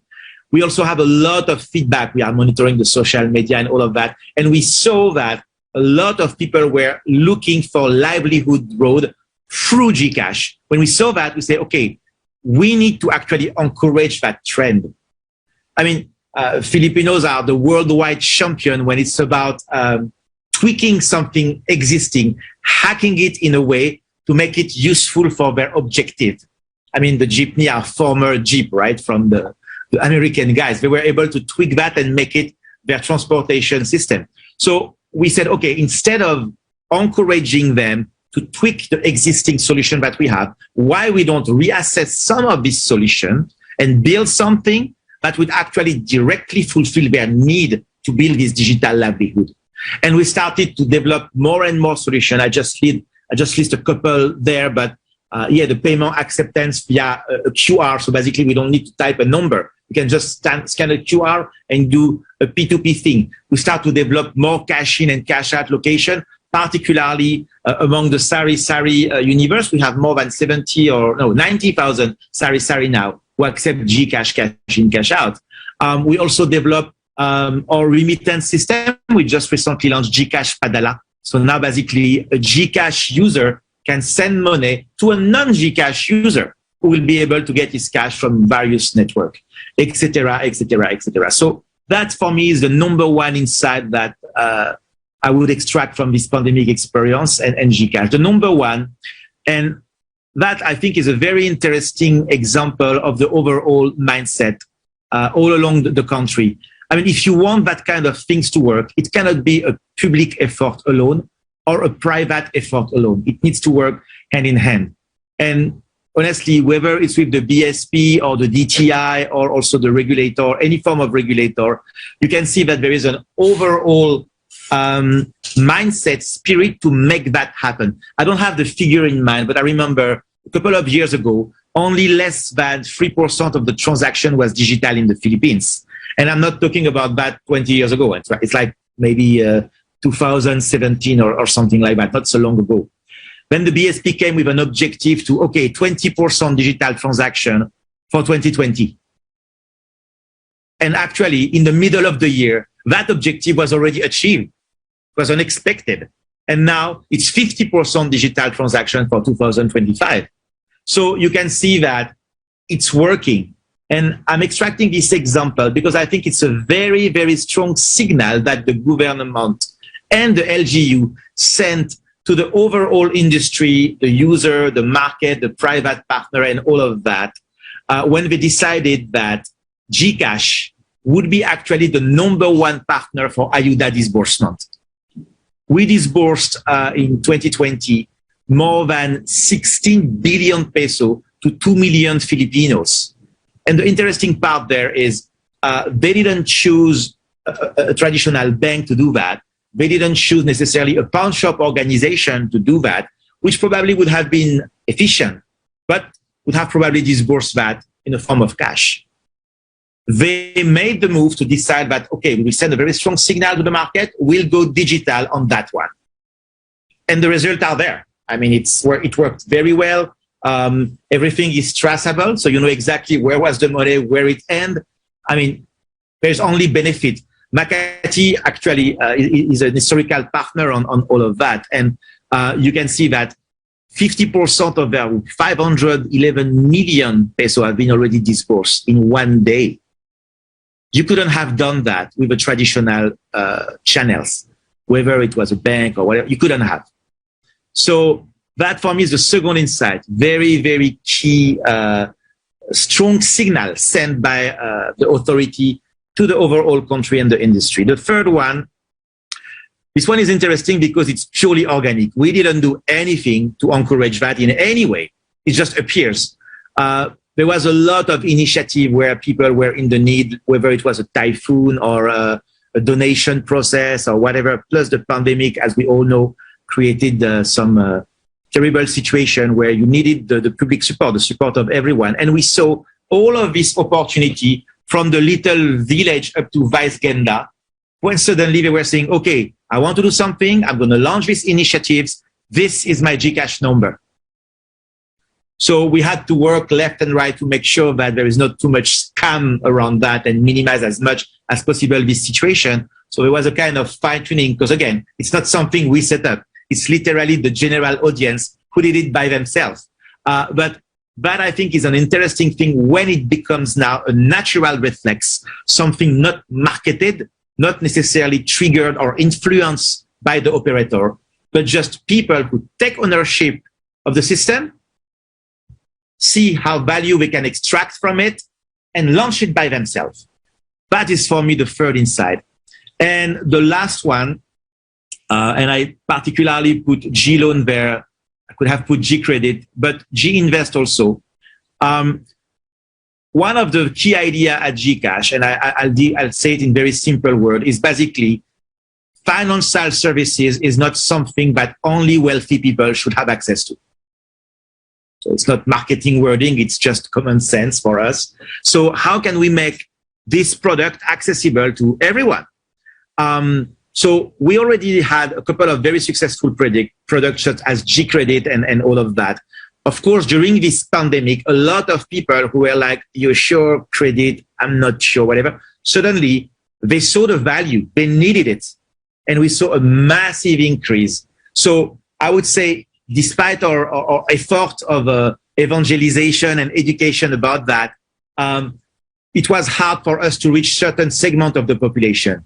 And when the pandemic happened, suddenly everybody see the opportunity and took advantage of this product.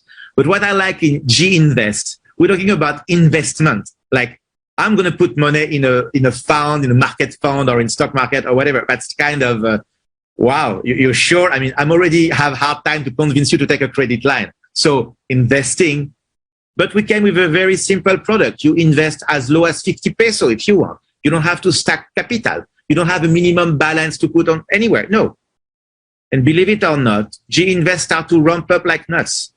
Unfortunately, I cannot share all the data I would like to on that one, for example, but believe me, that was very, very, very far from what we initially expect. It was massive.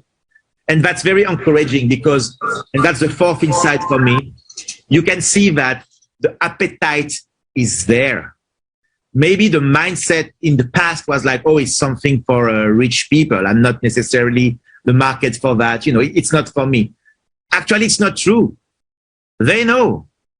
They want. It's just have today. They don't necessarily have the tool to do it. But if you provide the tool, if you provide a business model that makes sense, if you don't provide a tool, but it's totally inaccessible because you ask them 5,000 peso minimum investment or whatever, it works. So one of the learning there from me is the pandemic unleash a lot of things. It's our job as operator in partnership with the regulator to come with the right product to feed these expectations because the expectation is there actually. Next slide.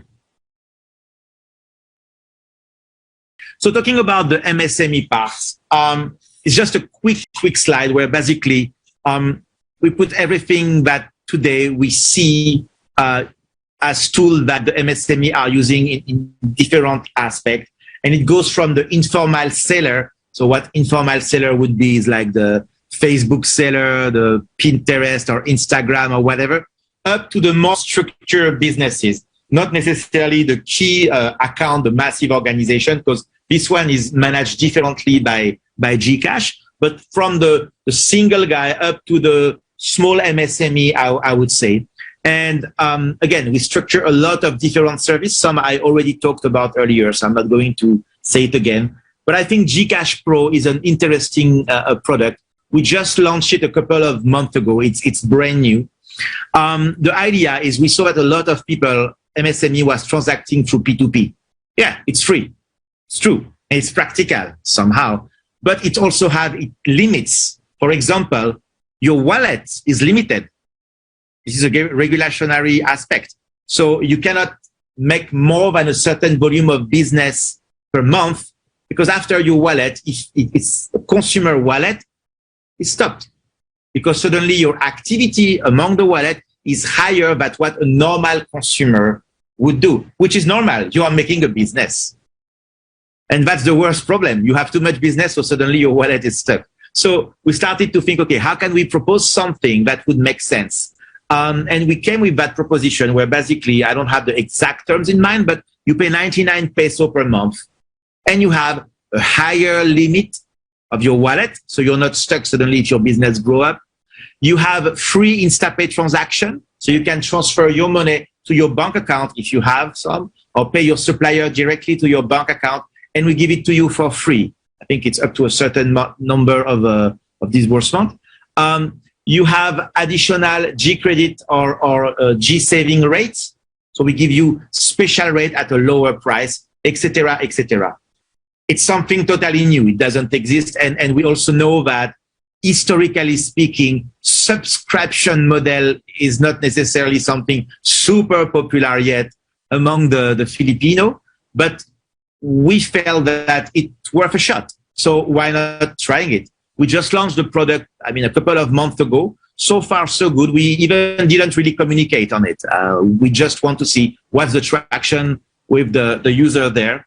But I'm a strong believer on that one. And that's part of what some of the speakers were saying earlier. How can we structure more and more this growing MSME wave? How can we give them more and more tool to actually move from a small business to a bigger one, a so-so organized business to a more structured one, etc. And we go, as you can see there, up to the payroll disbursement. After all, why, if you have even only 3 employees, you would not be able to disburse their salary through a GCash fraud? Why it would be a solution only for key accounts, etc. So that's one of the things. Another thing also is we see the value for the consumer of all the credit services that we have today, all the financial services. So one of our big objectives is to tweak these financial services to make it more MSME friendly. When we made survey and analysis, we realized that a lot of actually MSME are using this FS for their, who are consumer oriented at first, but they are using it for their professional needs. So we say, okay, why not structuring the product and adapt it to be very specific about what an MSME would need, whether it's a credit line so you can buy more inventory, whether it's a loan so you can maybe manage a cash flow specific needs during a certain period, whether it's a saving account because you have too much cash flow and you would like to make little money on it. Same thing go for the insurance, particularly these days. Why not proposing a COVID insurance at a very cheap rate? So they can even offer it to their employee, etc., etc. So that's also something we developed this year and will come with more and more product next year. Next slide. Yeah, one of the things I also wanted to emphasize, particularly on the MSME aspect, is G-Life. So the story behind G-Life is quite of simple. When you start to have 50 million users and you have a payment system, because that's the nature of GCash, you have already 2 key ingredients of e-commerce.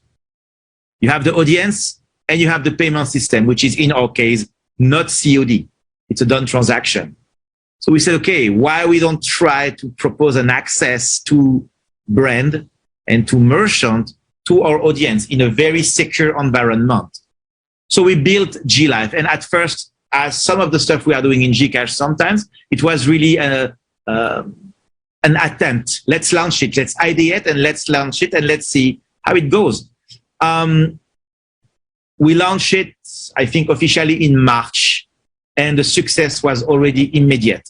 We had just a couple of key things in mind. Only curated brand. We want to make sure that the consumer is in total confidence, total trust when he's purchasing on G-Life.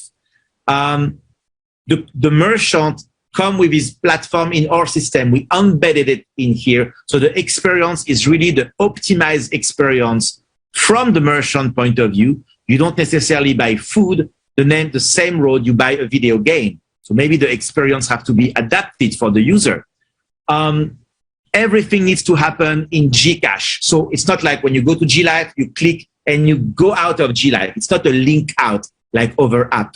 Because when you link out, suddenly I don't know where the guy is going, which is actually what's happening in some of these wallets. You click and you arrive sometime in a Facebook page. Sometimes you arrive in a website which is not optimized for the navigation on mobile. So you don't control the experience. Sometimes there is downloading time, etc., etc. In our case, everything is native. Everything happens inside the system. So it's very smooth. It's very secure.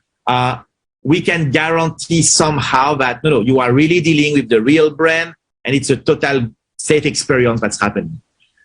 We launched that in March and we already have 30 to 40 million visits per month on that system. So it's really, really massive. I don't have the overall statistic of e-commerce on top of my head, but I'm pretty sure we are already part of the top e-commerce flow of the country. We actually breached the 300 merchants recently, and we are expecting next year to have 1,000 merchants. So it's really growing very, very, very fast.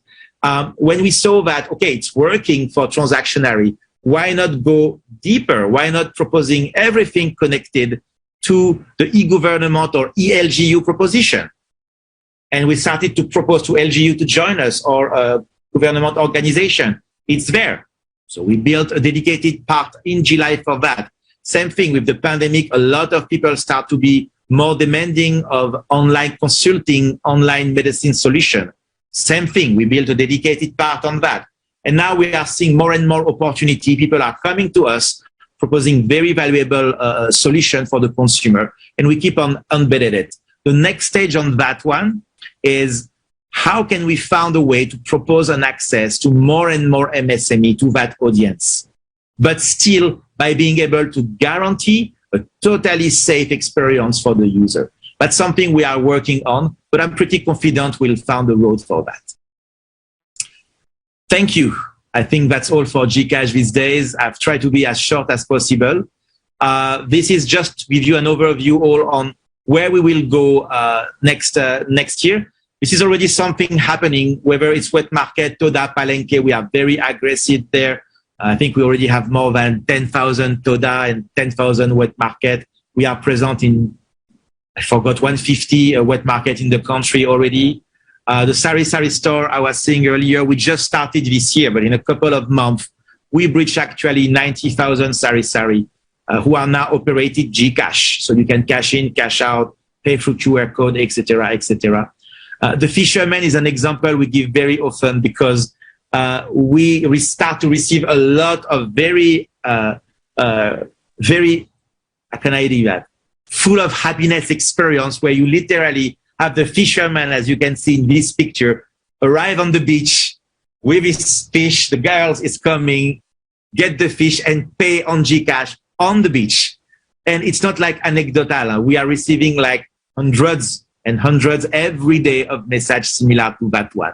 So that just feed the fact that, again, the appetite is there. The consumer, whatever is his social style, is expecting from it. You just have to come with the adapted products. So when we say finance for all, I think we are walking the talk. Thank you. Dito sa JNT Express, ang kaligtasan ng customer at ng mga empleyado ang aming prioridad.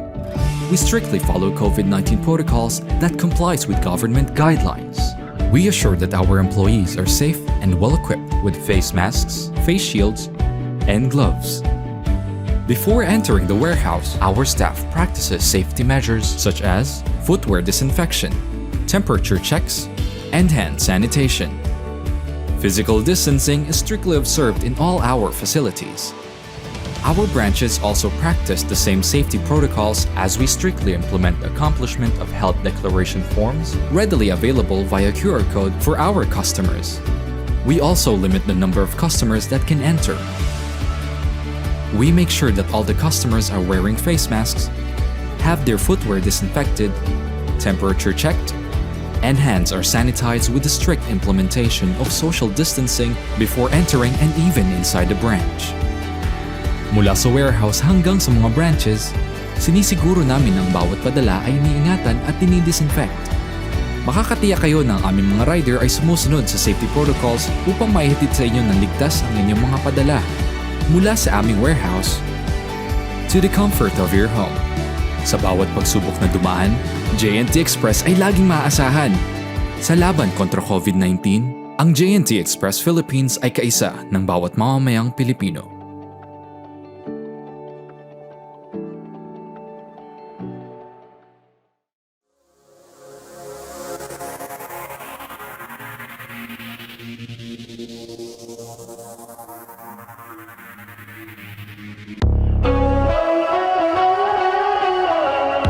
Multisys Technologies Corporation is your one-stop system provider.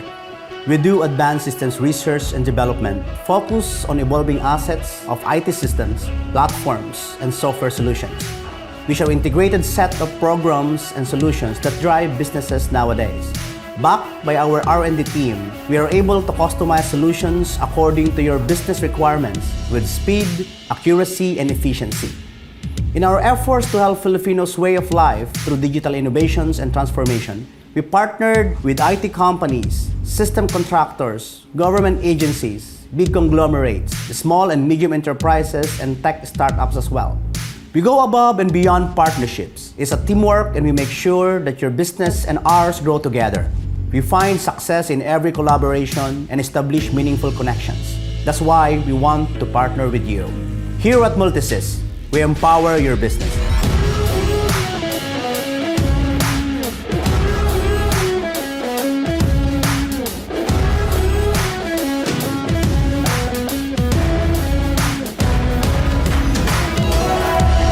Multisys is a one-stop software company. So instead of you talking to too many integrators, you'll be able to come up with a centralized and automated way of doing things. We have a team that really move like one. So they are really united. So instead of one programmer, one system approach, I think multiple programmers joining force together, they can collaborate easily.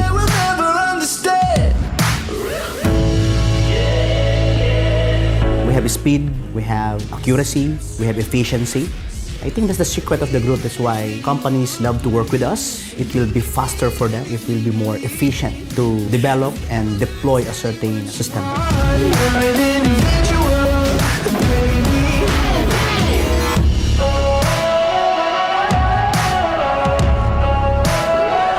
They are a designer, they are a coder or programmer, they are a systems analyst, they are a quality control expert, and they're a UI and UX expert as well. That skill is not easy to really somehow have in one program. Multisys can really customize the system. We can customize it according to their needs, design for their own and existing process flows. We're all racing against the clock. Priority of Multisys is to elevate the lifestyle of every Filipino by delivering automated, integrated systems to make sure that we can fast-track the operation, processes. I'm about to win, I think it's all about how fast can you deliver a certain technology. Speed matters nowadays. Sabi nga sa Tagalog, diba, daig ng maagap ang masipag. That's why we develop futuristic systems. What we do is that we predict the future, we develop, and then the moment that we are partnered with a certain entity, we're able to show them a live system. It's not a PowerPoint presentation. It will be a prototype, it will be a working system. So this will give them an idea how to solve a problem. This will give them an idea to expedite their processes. So not only showing them a vision, but showing them a solution already. We develop end-to-end solutions for 8 industries now. And we would like to automate other industries as well. Currently, we have an end-to-end solution for information technology businesses, okay, ERPs. We have e-government solutions, healthcare, an end-to-end solution for utility, whether you are an electric company, a water utility company, a telco, or a cable utility company. We do also retail, hospitality, academe, and of course, the new one is the banking and finance.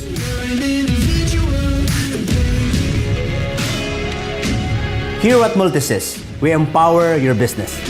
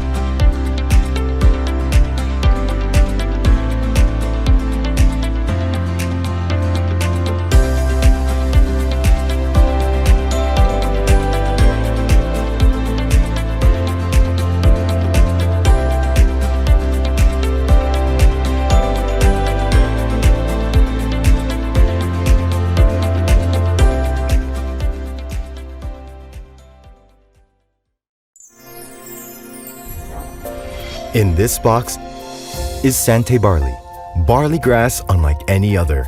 It all begins in New Zealand, where temperate climate, fertile soil, and glacier-fed rivers provide ideal conditions for barley to grow, unlike any other place in the world. In Canterbury Plains, New Zealand, Sante works with nature, watching over every step to grow our barley grass. We harvest at the peak of quality to produce Sante barley, pure gluten-free barley grass that meets New Zealand's BioGrow standards. All this contained in the all-new packaging of Sante Barley in capsule and powder. Still the same Sante barley you've come to trust. Live more, do more.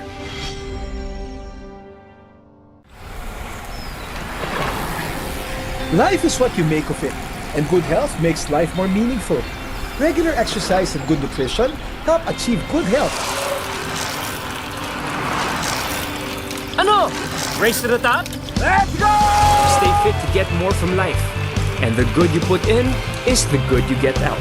Start now, because life waits for no one.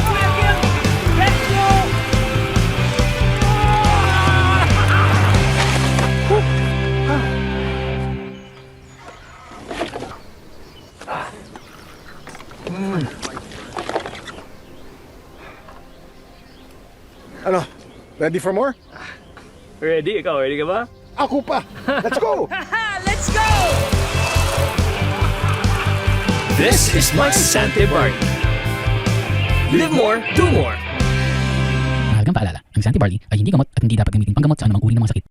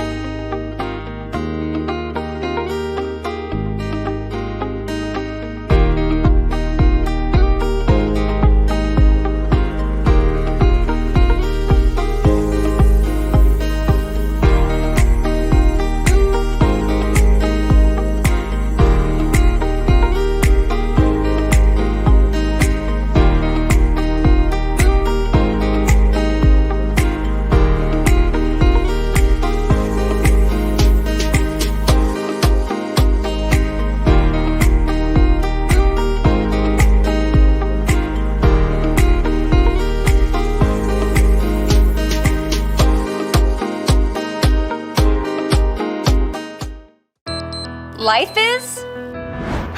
Good morning. Cause you can pay anywhere, anywhere. Cause you can Galing! pay and go, pay and go. Grabe! You can pay anytime, anytime. Ganda!